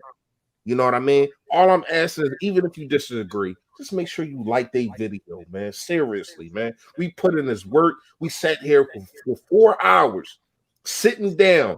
I mean, I only took one bathroom break. I don't think Notion. I don't know. I took one. Yeah, I'm about to say I don't know how Notion ain't do. I know you took one, Hey, Tone. I ain't fill up before I came on, my guy. Yo, After Notion, this, you a beast. in You about a 5 beast. minutes. But what I'm saying, but what I'm saying is, Fresh, I need a wrench. I got you. I got you, body bag. But what I'm saying is, we this ain't first take and none of that. We won't get commercials. We won't get to sit there and get makeup all on our face and get pot. No, we went straight for y'all. You know what I mean? So I appreciate all of y'all, man. Seriously, because without y'all, there's no us. We might disagree, whatever the case may be, but I still got love for all of y'all. Seriously, man. Make sure y'all subscribe to these two dudes, man. I'm trying to make sure that these dudes get to 1,000 within the next month. That's my duty. You know what I mean? I'm trying to get them there. So make sure that y'all do that, man. You already know who I am. It's Fully Fresh, aka the General, man. Also, aka a Full for the Better Word podcast. Shout out to my guys, man. I know that they probably not in here right now. They probably night. It's probably night time for them. You know what I mean? But shout out to them, man. And shout out to y'all. Seriously, man. Yo, that stay Philly, stay fresh, y'all. Yes, sir. Y'all already know the vibes. Until next time, gang. Y'all know what it is. Gonna keep the notion.